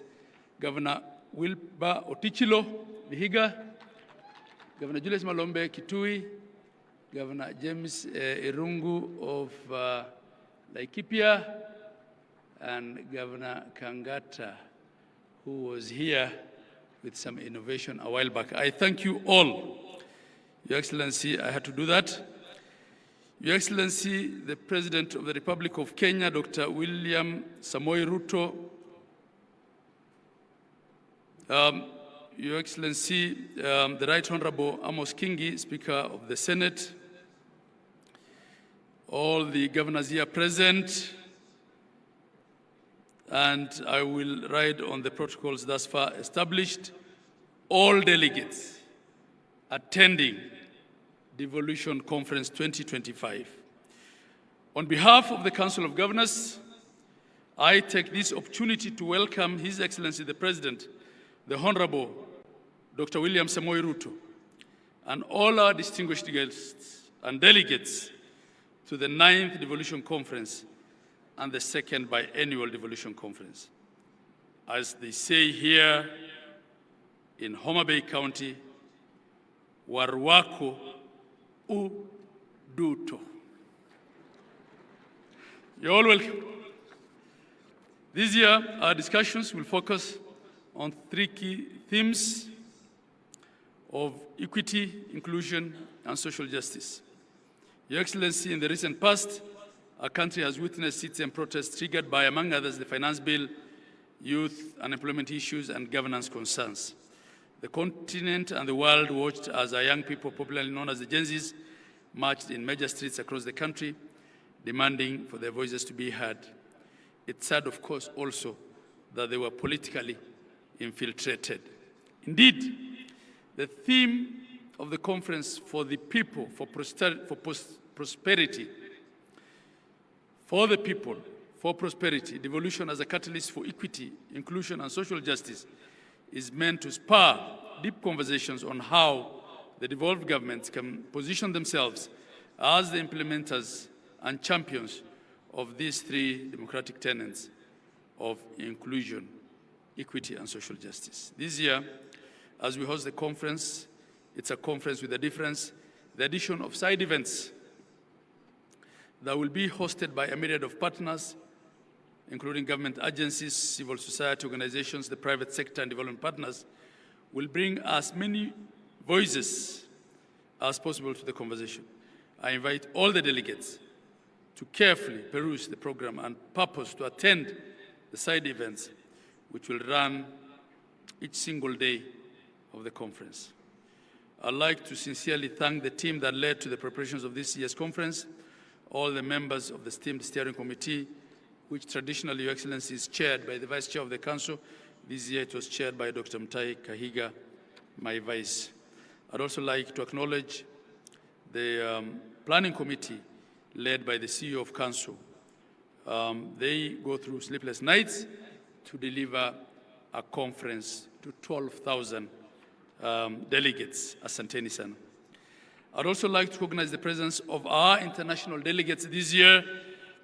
We have guests joining us from different parts of the world. You saw also they were represented on top here by the Jospong group of Ghana, who are displaying a waste management. In 2010, Your Excellency and distinguished delegates, Kenya's promulgated a new constitution for themselves, containing what is globally regarded as one of the most radical shifts in governance the world has ever seen. Some have called the format of the Kenyan devolution experimental. The new system created distinct and yet independent governance through the national government and 47 county governments, which are constitutionally mandated to deliver on key services through locally elected leadership and representatives. We're all in agreement, all of us here, that devolution, notwithstanding its challenges, real and perceived, remains an exemplary case of meaningful reform and the best gift that Kenyans accorded themselves in 2010. The main purpose of devolution was creating units that would secure equitable distribution of development in the country, that every Kenyan is then guaranteed a dignified and a quality life with access to public goods such as healthcare, water, housing, food, education, and transport at the local level. Creation of administrative units beyond the county governments in wards, villages, and planning committees is further meant to ensure that the communities are heard and that the citizens' needs are met no matter where they are in Kenya. Article 174 of our Constitution captures this very succinctly by laying out the objects and the purpose of devolution. And there are 9 of them, and they include, among others, to promote democratic and accountable exercise of power, to foster national unity and recognize diversity. I'll not read all of them, but you can refer to Article 174. And in fact, in that article, Your Excellency, it's only one, really, and the object that explicitly refers to economic development under F, which says social and economic development and the provision of proximate, easily accessible services throughout Kenya. So through devolution, we were dealing with development, but we're also dealing with equity and social justice that is uniform across Kenya. From the above, ladies and gentlemen, the architecture of the Constitution anticipated that devolution would not only be concerned with economic development, but it will also foster national unity, democratic and political inclusion, and facilitate the decentralization of power, responsibilities, and resources, all aimed at bringing decision-making and services closer to the people. The establishment of the devolved governments was thus our ambitious way as a country of reversing centralization as a basis of both political and economic development. It is both an economic imperative. Devolution is an economic imperative, but I believe it was also a political settlement. Devolution is indeed the truest and the most progressive definition of bottom-up social, economic, and political transformation. 12 years ago, Your Excellency, under the first election, under the new constitutional dispensation of 2010, we set up the first cycle of county governments. We ushered in 47 new county governments. And these governments, unlike the former local authorities, were created through the statutes. They had constitutional protection. They were established in line with the Constitution, and they enjoy both institutional and financial safeguards directly from the supreme law of the land. The fourth schedule further splits the functions between the national and the counties. Your Excellency, we've come a long way. At the Council of Governors, we appreciate that in 2014, on the 16th of December, you unbundled through a Gazette notice a lot more functions and component of functions. And this has been something that has been outstanding for long, and we don't take it for granted. But we still seek the further unbundling and costing of the few remaining functions, that they be completed to finality in full compliance with the letter and the spirit of the Constitution, and that the attendant resources of all functions already transferred will all follow. As I make this speech, Your Excellency, I'm a second-term governor, having served in the first cohort of the first phase of county governments between 2013 and 17. In my view, devolution, again I say, has come a long way. The journey has not been easy. We've had policy, legal, and administrative challenges that have threatened the very foundation of devolution. But I am convicted, I'm convinced here that counties, and in general devolution, has moved from strength to strength. Counties have recorded countless success stories that reveal that devolution is uplifting the lives and livelihood of Kenyans. According to the 2024 Gross County Product Report, which was released by the Kenya National Bureau of Statistics, KNBS, county governments are making significant and transformative contribution to the national economic performance. Essential investments, be it in financial, material, and technical, is being made towards the devolved sectors, and this is contributing substantially to the national growth and development. I'll just give a few, very few examples. Data from the period that devolution existed shows, say, in the provision of healthcare, which is one of the most important services that any county government must deliver, between 2014 and 2025, Kenya has recorded notable improvements in key maternal and reproductive health indicators. The proportion of women with at least 4 antenatal care visits has risen from 58% to 66%, and skilled birth deliveries has increased from 61% to 82%, reflecting the expanded access to skilled birth attendants as a result of devolution. At the onset of devolution in 2013, Your Excellency, there were 8,466 health centers and dispensaries across the country. And these, I'm only referring to public health centers and dispensaries. Robust and intentional health investment by county governments in collaboration with the national government and private sector has resulted in increasing these to 14,710 operational health facilities across Kenya. Public facilities account now for over 45% of all health facilities in the country, with the rest being faith-based and private.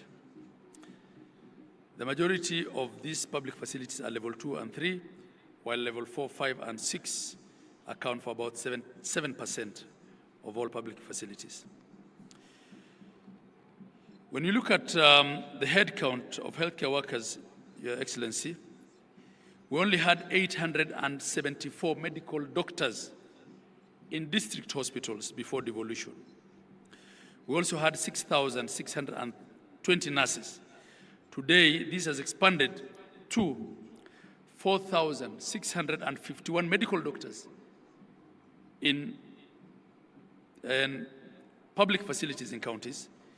We also have 34,000, up from 6,000, 34,220 nurses in county facilities, 7,877 clinical officers, 4,686 lab technicians, 1,942 nutritionists, among other healthcare workers. This clearly represents a more than fourfold growth in human resources. At the community level, partnering with the national government, we now have 107,831 community health workers. And Your Excellency, you can give examples in agriculture, where we now have 6.5 million farmers registered, as opposed to 541,000 in 2016. We can give examples in ECD, where we now have from nearly zero staff in payroll of ECD teachers in counties to over 30,000 ECD teachers across the 47 counties, and 48,700 ECD centers. There are many. But in the interest of time, I will just highlight the key. Distinguished delegates, ladies and gentlemen, the story of devolution is dotted with many successes, and we can speak to it in every single county. Every single county has a story to tell, but I'll end it there. That notwithstanding, Your Excellency, there are numerous challenges. Challenges abound. The debate on functional integrity of the two levels of government, the quantum of resources allocated to devolution, delays of disbursements and releases of funds, and administrative action that leads to clawback, policy, laws, especially subsidiary instruments that predate the 2024 Constitution that are not then compliant with devolution still remain a challenge.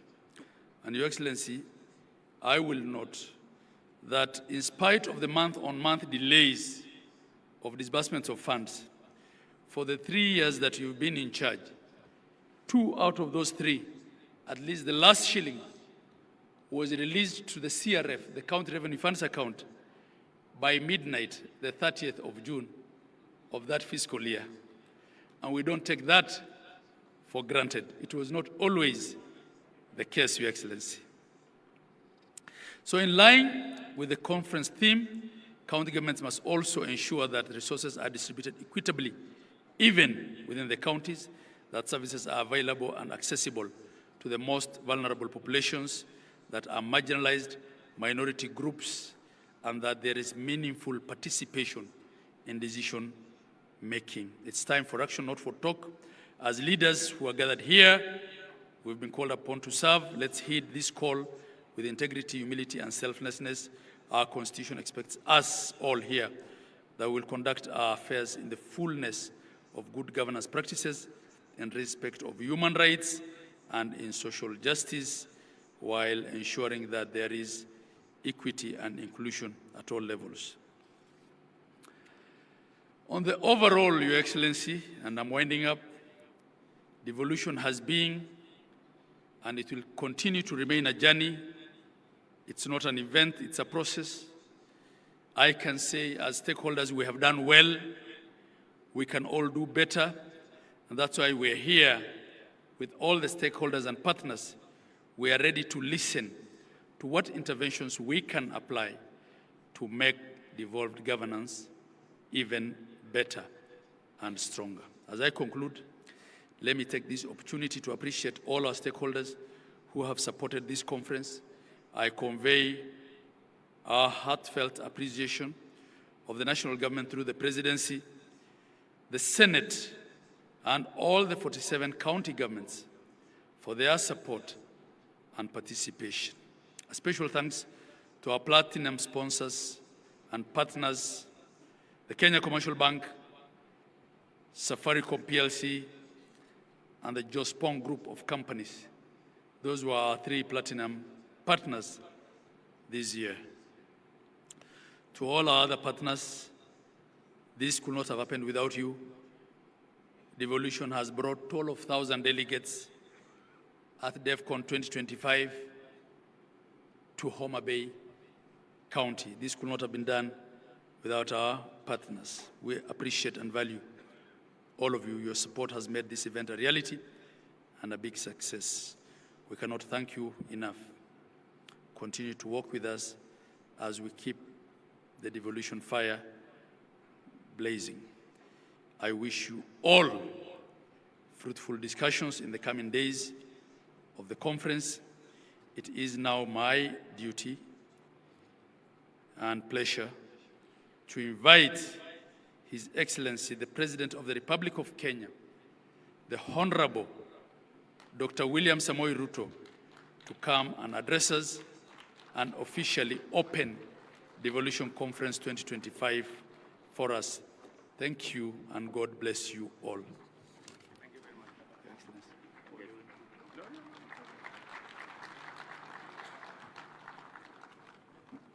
Thank you very much, Governor. Ladies and gentlemen, let's take our seats. Thank you very much.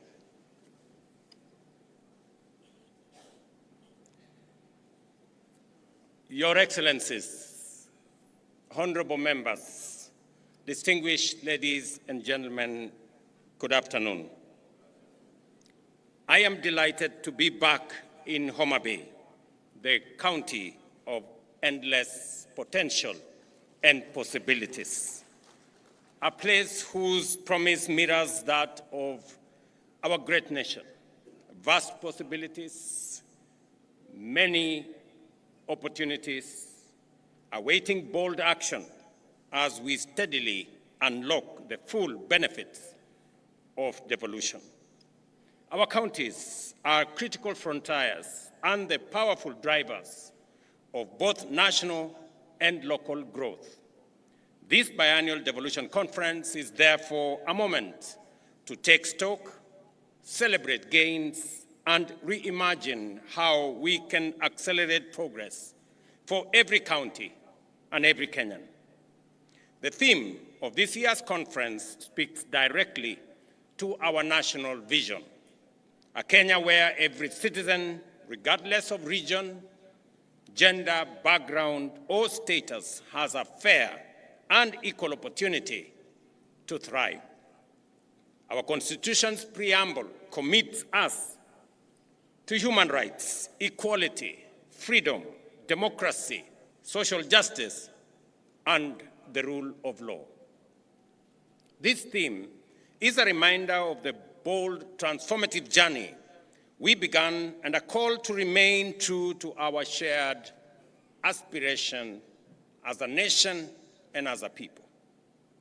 Ladies and gentlemen, devolution has been transformative. It has fostered equity by distributing resources fairly and addressing historical imbalances. It has enhanced inclusion by empowering communities, empowering women, giving a chance to our youth, and extending a fair environment to persons living with disability for all of us to participate fully and meaningfully in the development of our nation. Social justice has taken root through accountable, transparent, and responsive governance. The national government is proud to have invested heavily in making these principles a reality. And for myself, I have had the privilege to chair the first intergovernmental budget committee, commonly known as IBEC, from the beginning. And I have had the privilege to see devolution grow by leaps and bounds. Through collaborative frameworks, such as the Intergovernmental Relations Technical Committee, the Council of Governors, the Summit, and the other intergovernmental fora, we have resolved challenges amicably and aligned our policies and resources as guided by our constitutional vision.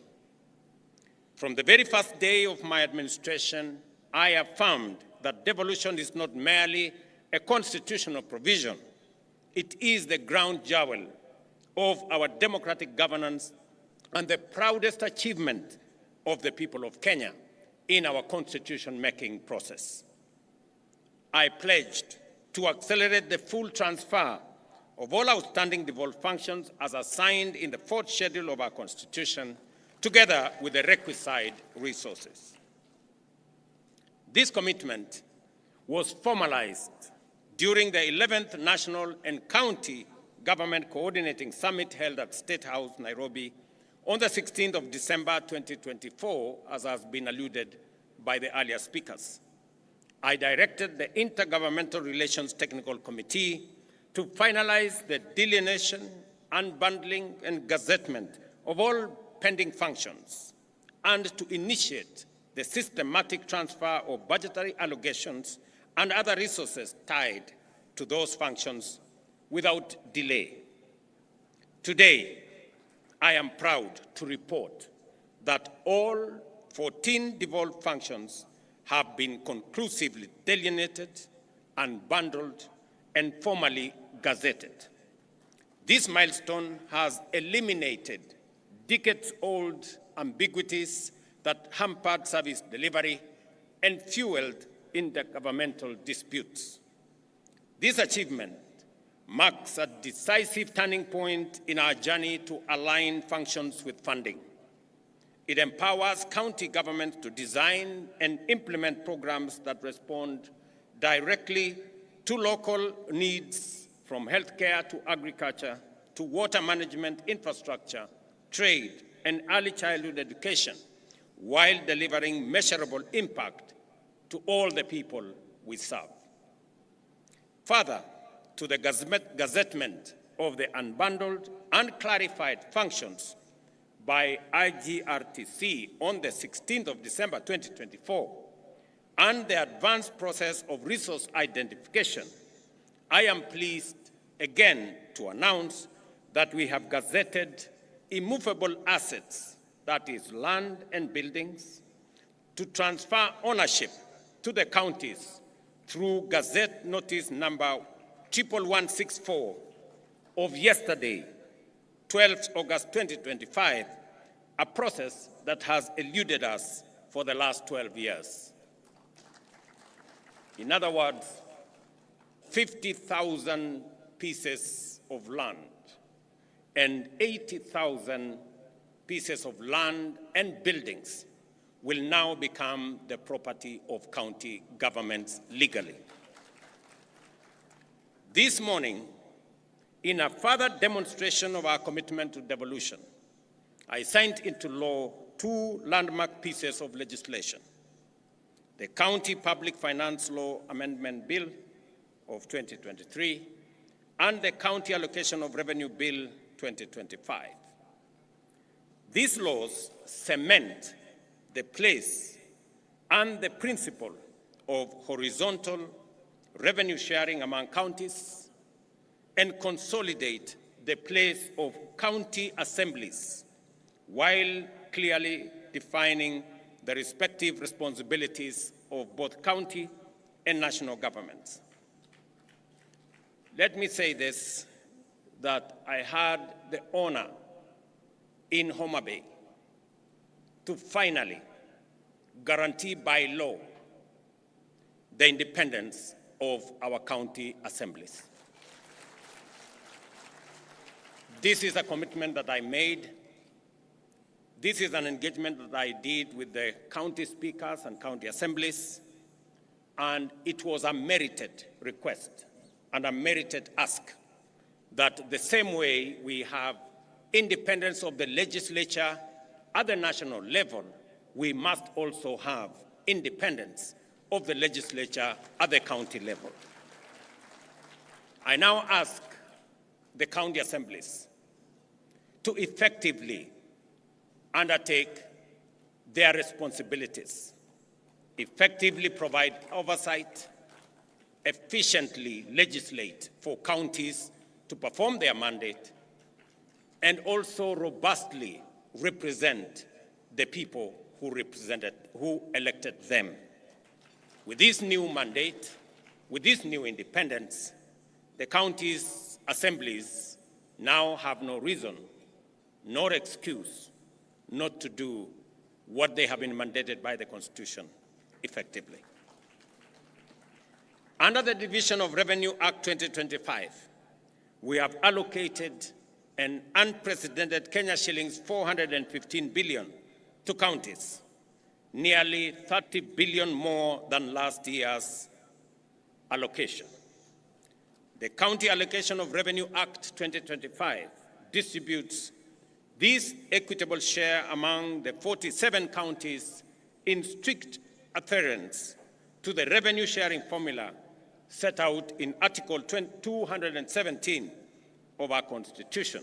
And again, today marks a turning point. We are using a new revenue sharing formula, again marking another historic step. This is the first allocation, as I have said, to apply the fourth determination of the basis for division of revenue approved by Parliament this year. This is not just more money. It is a stronger foundation for counties to deliver, develop, and transform people's lives. Ladies and gentlemen, despite operating within a tight fiscal space, the government has honored its commitment to timely disbursements, clearing all balances owed to counties for the just ended financial year. This ensures that counties have the fiscal capacity, institutional infrastructure, and human resources necessary to deliver on their expanded mandates effectively. Again, to report that yesterday, the 12th, the National Treasury released resources for July this year as part of the commitment that we had made to our counties. In just 12 years since the birth of devolution, we have transferred a total of 4 trillion Kenya shillings to counties. Every corner of Kenya now has a functional county government, closer to the people than ever before. The results are evident. New tarmac roads in once forgotten villages, maternity wings in rural hospitals, and innovative agricultural programs changing lives at the grassroots. Investments, ladies and gentlemen, are the lifeblood of economic transformation. They inject capital, spur innovation, generate employment, and unlock local potential. Nowhere is this more true than our counties. Under our bottom-up economic transformation agenda, we are working with counties to build one bankable, high-impact value chain in every county, from fish processing here in Homa Bay to leather in Kajiado and textiles in Kitui. This is about turning local potential into jobs, incomes, and exports. The Government of Kenya, through the Ministry of Investments, Trade and Industry, is developing investment procedures for key priority sectors, working with counties. This will serve as strategic tools to highlight opportunities, showcase value propositions, and support investor engagement locally in our counties and internationally as well. We have already completed the initial 4 sector packages: leather, business processing, outsourcing, e-mobility, and textile and apparels. By supporting end-to-end value chain ecosystems, we will increase local incomes, enhance food security, create jobs for our young people, and position counties as net exporters. Yet progress, again, ladies and gentlemen, is uneven, and the full promise of equity remains work in progress. This conference must be a turning point, not only for celebration, but for honest reflection and decisive action. To unlock the full potential of devolution, we must strengthen capacity in our counties by building the skills, expertise, and employing technology needed for effective service delivery. Excellencies, while we may not have all the resources we desire, we have enough to deliver meaningful service to our people. Let me repeat that. While we may not have all the resources we desire, we have enough to deliver meaningful service to our people. Our greatest challenge is not the inadequacy of resources, but how we utilize what we have. The questions we need to ask ourselves: are we directing resources to the right purposes? Are we deploying them efficiently? How much is lost to waste and corruption? And what concrete measures are we putting in place to seal leakages, curb misuse, and enhance efficiency? These are the hard questions we must confront with candor, courage, and urgency. Without a doubt, we need to answer these questions as leaders. And I listened very carefully to the statements that have been made here, both by the earlier speakers, by the chair of the Council of Governors, by the Speaker of the Senate, and we all must be honest about ourselves and about what we are doing. And we must agree that the resources that are availed by the people of Kenya through their taxes are meant for delivering transformation in our counties and in our nation. I did sign into law a few weeks ago legislation that will boost the fight against corruption by signing into law the Conflict of Interest Bill, now law. I do expect that agencies charged with making sure that there is accountability at all levels of government take up their role as efficiently, as effectively, with accountability as the law and the Constitution mandates them. The EACC must take up their role. I have made it absolutely clear to the chair of the Anti-Corruption Commission, to the CEO of the Anti-Corruption Commission, that there will be no sacred cows and there will be no telephone call from anywhere below or above to stop anybody from being prosecuted for matters corruption. While I agree with the sentiments expressed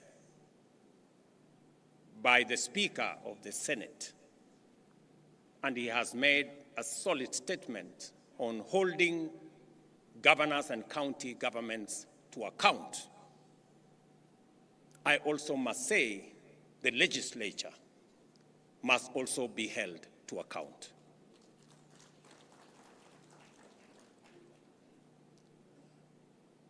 Because there is something going on in our legislature that we must call out. There is money being demanded from the executive, from governors, from ministers, from people in the executive, especially those who go for accountability before our houses of parliament. Mr. Speaker, it cannot continue to be business as usual. It is not possible that committees of parliament demand to be bribed, demand to be paid for them to write reports or to look the other way for what is happening in either the national government or the county governments. All of us must act together. The fight against corruption must be an all-of-society engagement and exercise and effort. I also want to ask the judiciary not to be a haven for the corrupt to hide behind judicial decisions.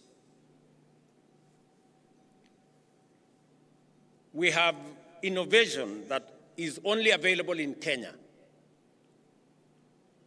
that allows a corrupt person or somebody who has stolen public resources or somebody in breach of law not to be prosecuted. Something called anticipatory bail. It is a Kenyan innovation that takes us backwards. Just let's ask ourselves, somebody who has stolen public funds and then goes to court and gets something called anticipatory bail, makes it impossible for such a person to be arrested and prosecuted endlessly. How does that support the fight against corruption? This is a matter I hope our friends in the judiciary would help us answer.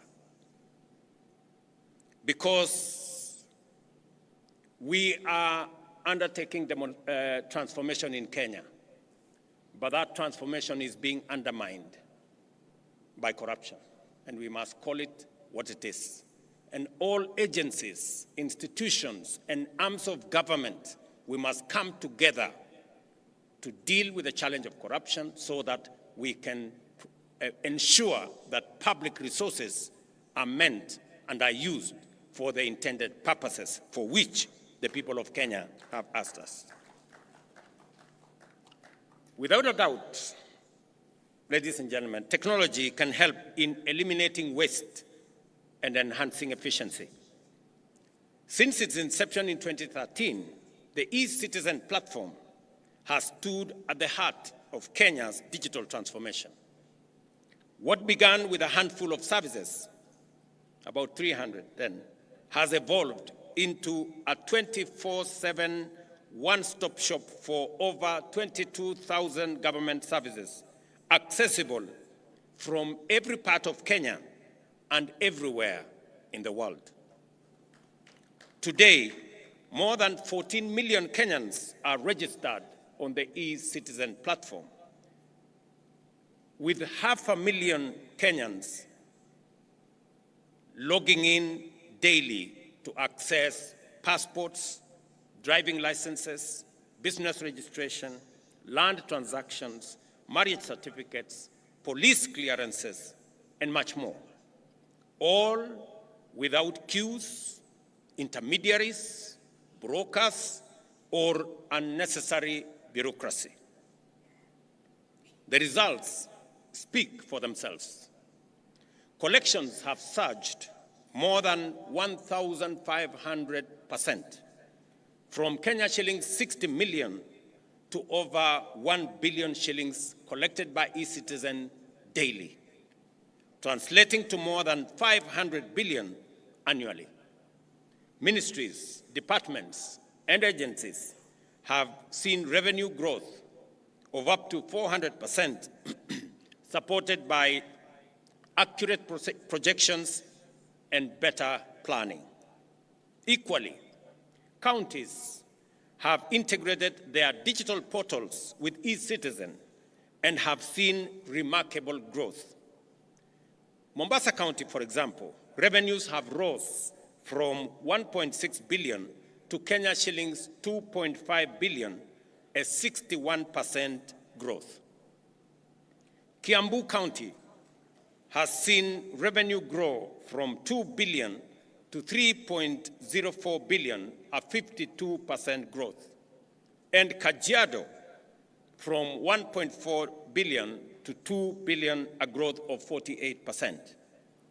Other counties, such as Bomet, Tharaka Nithi, Meru, Embu, have posted similar improvements. The platform has seen and has been an engine of economic opportunity, creating 600,000 jobs in ICT, support services, logistics, and other sectors, providing that digitization and proving that digitization is not just about convenience, but also about livelihoods. Most importantly, e-citizen has been a powerful weapon against corruption. By eliminating cash handling and embedding full digital audit trails, we have reduced opportunities for bribery and made transactions traceable, fair, and secure. Citizens can now follow the process and the progress of their applications and payments online, confident that the process is impartial and transparent. I therefore urge all counties to collaborate, share best practices, and celebrate while accelerating the adoption of technology to boost efficiency, cut waste, and enhance revenue performance. Beyond technology, we must promote inter-county collaboration, share resources and expertise, and ensure accountability through transparency and rigorous oversight. Kenya's real economic strength lies at the grassroots in our counties. Through the bottom-up economic transformation agenda, we are moving from raw material production to value addition, strengthening agro-processing, manufacturing linkages, and market access for SMEs and smallholder farmers.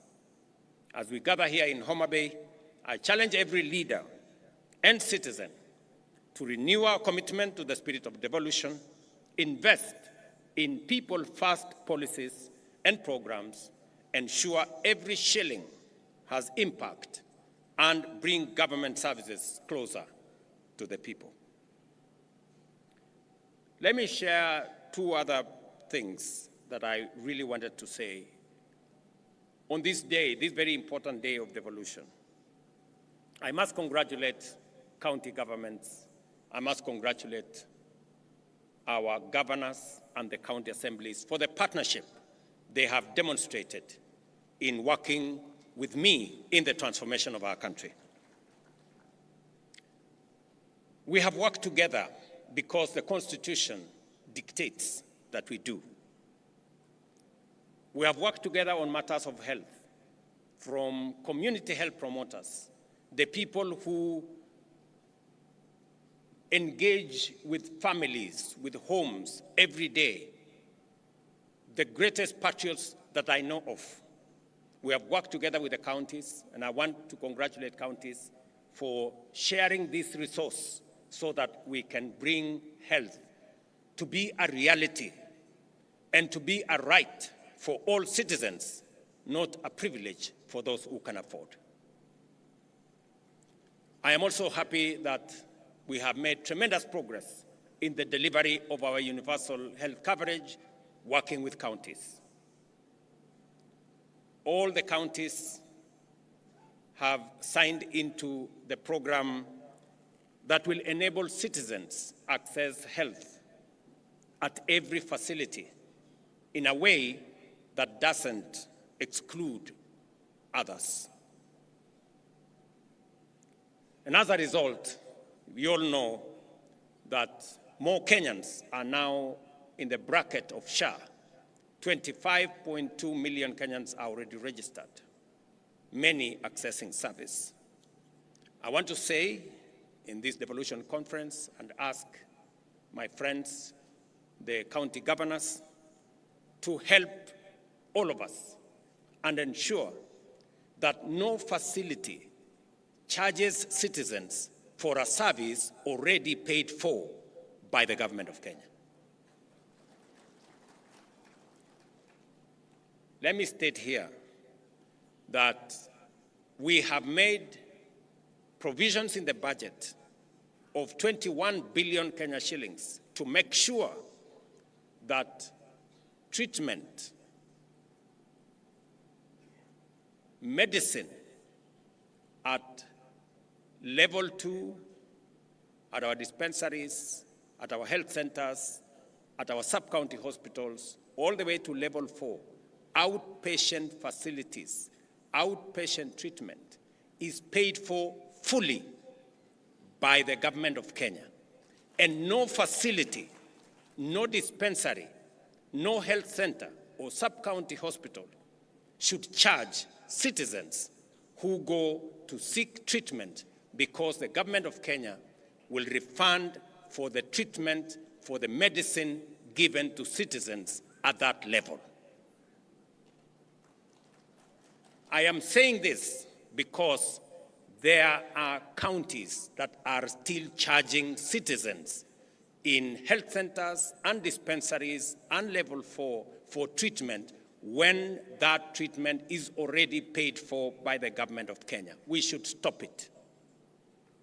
And I want to ask you, colleagues, to help the citizens of our nation, because, as I have said, we do not want to make health a privilege. We want to make it a right for all citizens. Let me also say that today is a great day because our friends, the members of county assemblies, can breathe some fresh air, that they do not have to work under the direction of the county executives. But I have also told you that use that independence for the good of the people. I know there is yet another outstanding commitment that we agreed upon.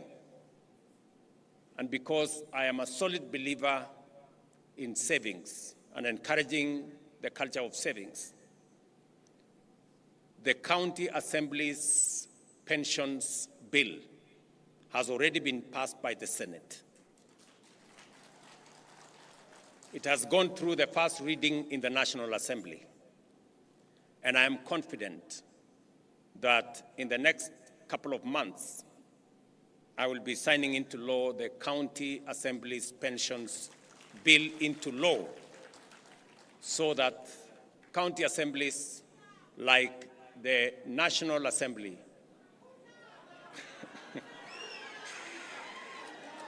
will also have pension, just like members of parliament.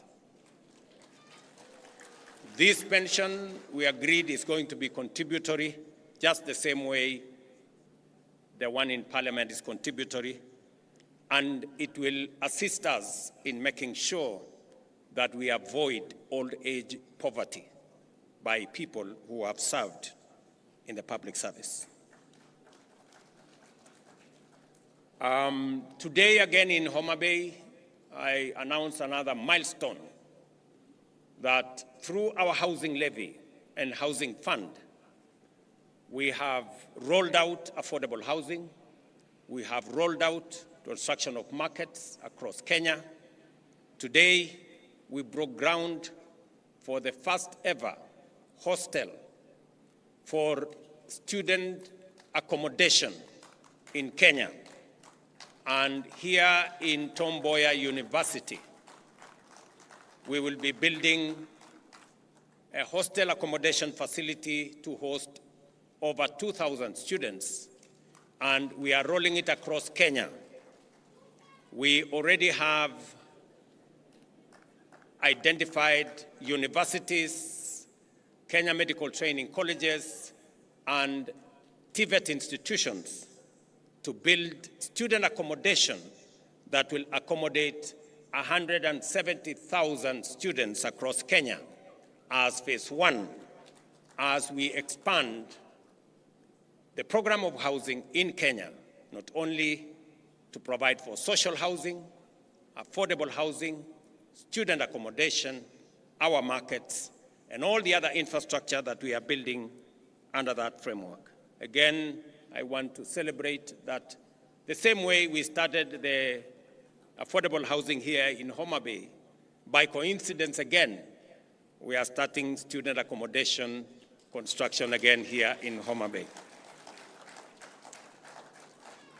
Again, here in Homa Bay, I have signed legislation for the first time in Homa Bay County into law and we are slowly but surely making history in the Republic of Kenya. Ladies and gentlemen, allow me to conclude by congratulating Madam Gladys Wanga, Governor of Homa Bay County, for her exemplary leadership and hosting this conference. I also want to commend her for taking decisive action against the people who are running Rachuonyo facility, who we identified as one of the ones that were stealing our money. Thank you very much, Governor, for taking action swiftly. And I want to promise you that as you dismiss those people, we will look for them so that we can prosecute them, so that they can, we can hold them to account. And we are going to do it for all the other facilities that will try to steal from our resources meant for health. And finally, to this great school of Homa Bay, who have given us their grounds so that we can host this facility, I want to say thank you very much to this school. And as a small token of appreciation, the government of Kenya is going to provide 10 million shillings for the construction of the library, as I was informed by the governor. Thank you very much, Mwalimu, for allowing us to use these great grounds for this momentous event. For the people, for prosperity is not just a slogan. It is a call to action, to fairness, opportunity, and progress in every part of Kenya. Let history record that this generation, these leaders, made devolution work, not just in law, but in the daily lives of the people of Kenya. I wish you fruitful deliberations and concrete outcomes at this 2025 Devolution Conference here in Homa Bay. Asanteni sana, and God bless you.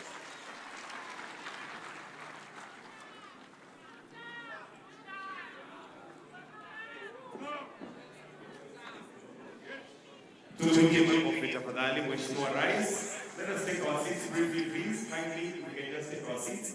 We still have the launch of the Devolution Training Institute induction manual. And allow me, Your Excellency, to invite the COG Chair, the host governor, the Vice Chair COG, the Speaker of the Senate, PS Devolution, COG Whip, CEO COG, and Ambassador Sebastian Groth to flank His Excellency as we now progress to the launch of the Devolution Training Institute induction manual. So the launch will be with the press of this buzzer.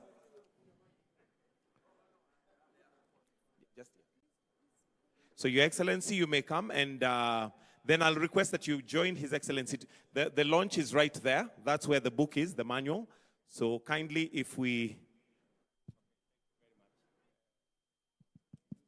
Microphone, please.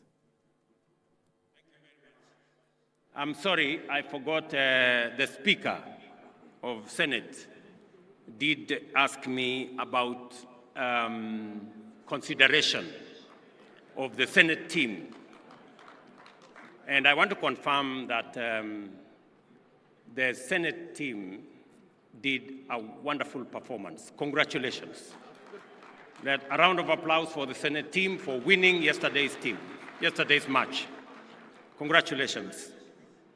And you merit, as the Speaker has said, you merit a reward for what you have done. There is only a small technical problem.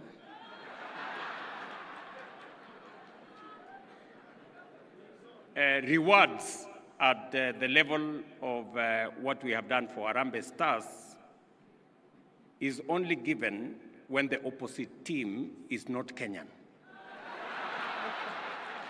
So unfortunately for the Senate, the team on the other side also came from Kenya. So I really apologize that I may not be able to assist in this particular circumstance.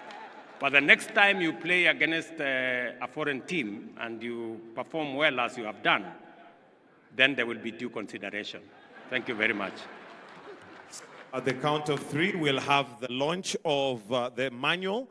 And Your Excellency, it is right there where we're going to be having the launch. So in 3, 2, and 1, the buzzer is pressed. And we now have the manual, which is the Council of Governors Devolution Training Institute Induction Manual, which is rotating right there.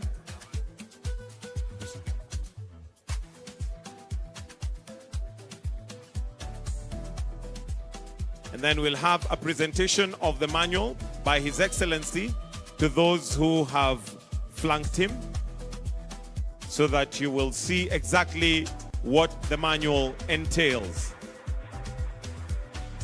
A round of applause for the COG for coming up with that manual, and each will receive a copy. And for optics, if we can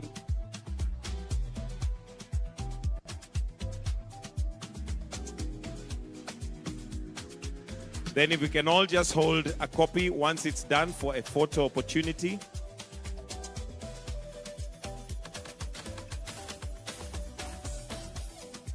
If we can all just hold a copy, one for His Excellency.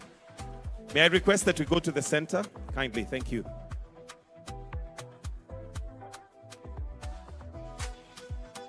If we can have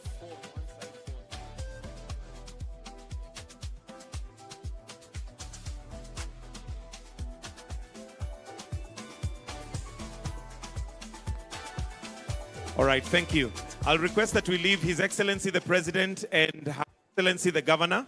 The rest, if we can take our seats, please. His Excellency the Governor, His Excellency the President and the Governor for the gift. There is a gift from Her Excellency,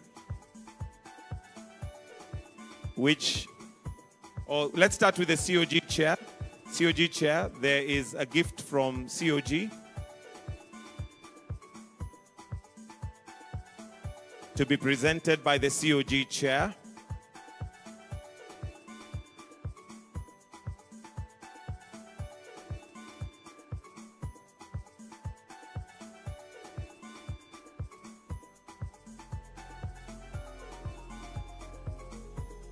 And a gift from the Governor, Homa Bay County, Gladys Wanga. Her Excellency Gladys Wanga.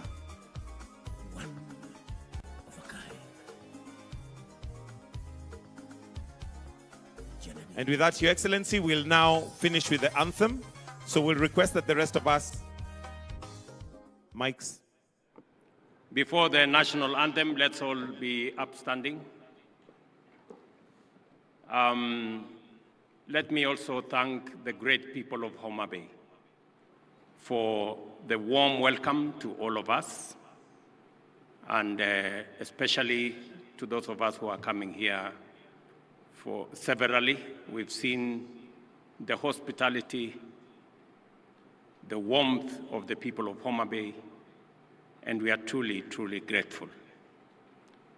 And as Inda, the great musician from this region, has told us, one waonge wasiwasi, one waonge uchochezi, one waonge midomo mingi, one wachwado mano teach. I think that is mana teach, that's where we are. Asanteni sana. So we'll be all upstanding to finish with the anthem.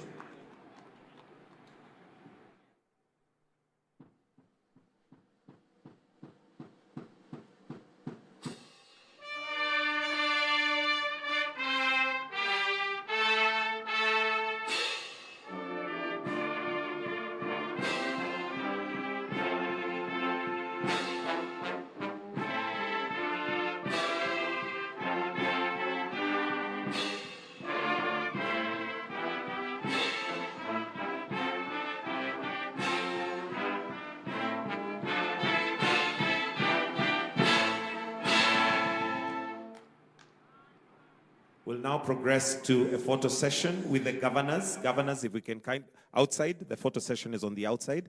So if we can all take our seats, please. Just the governors only, senators and DGs. Governors, senators, and DGs only to progress outside. The rest of us, kindly, I request that we maintain our sitting positions. Thank you very much, and do have a good afternoon.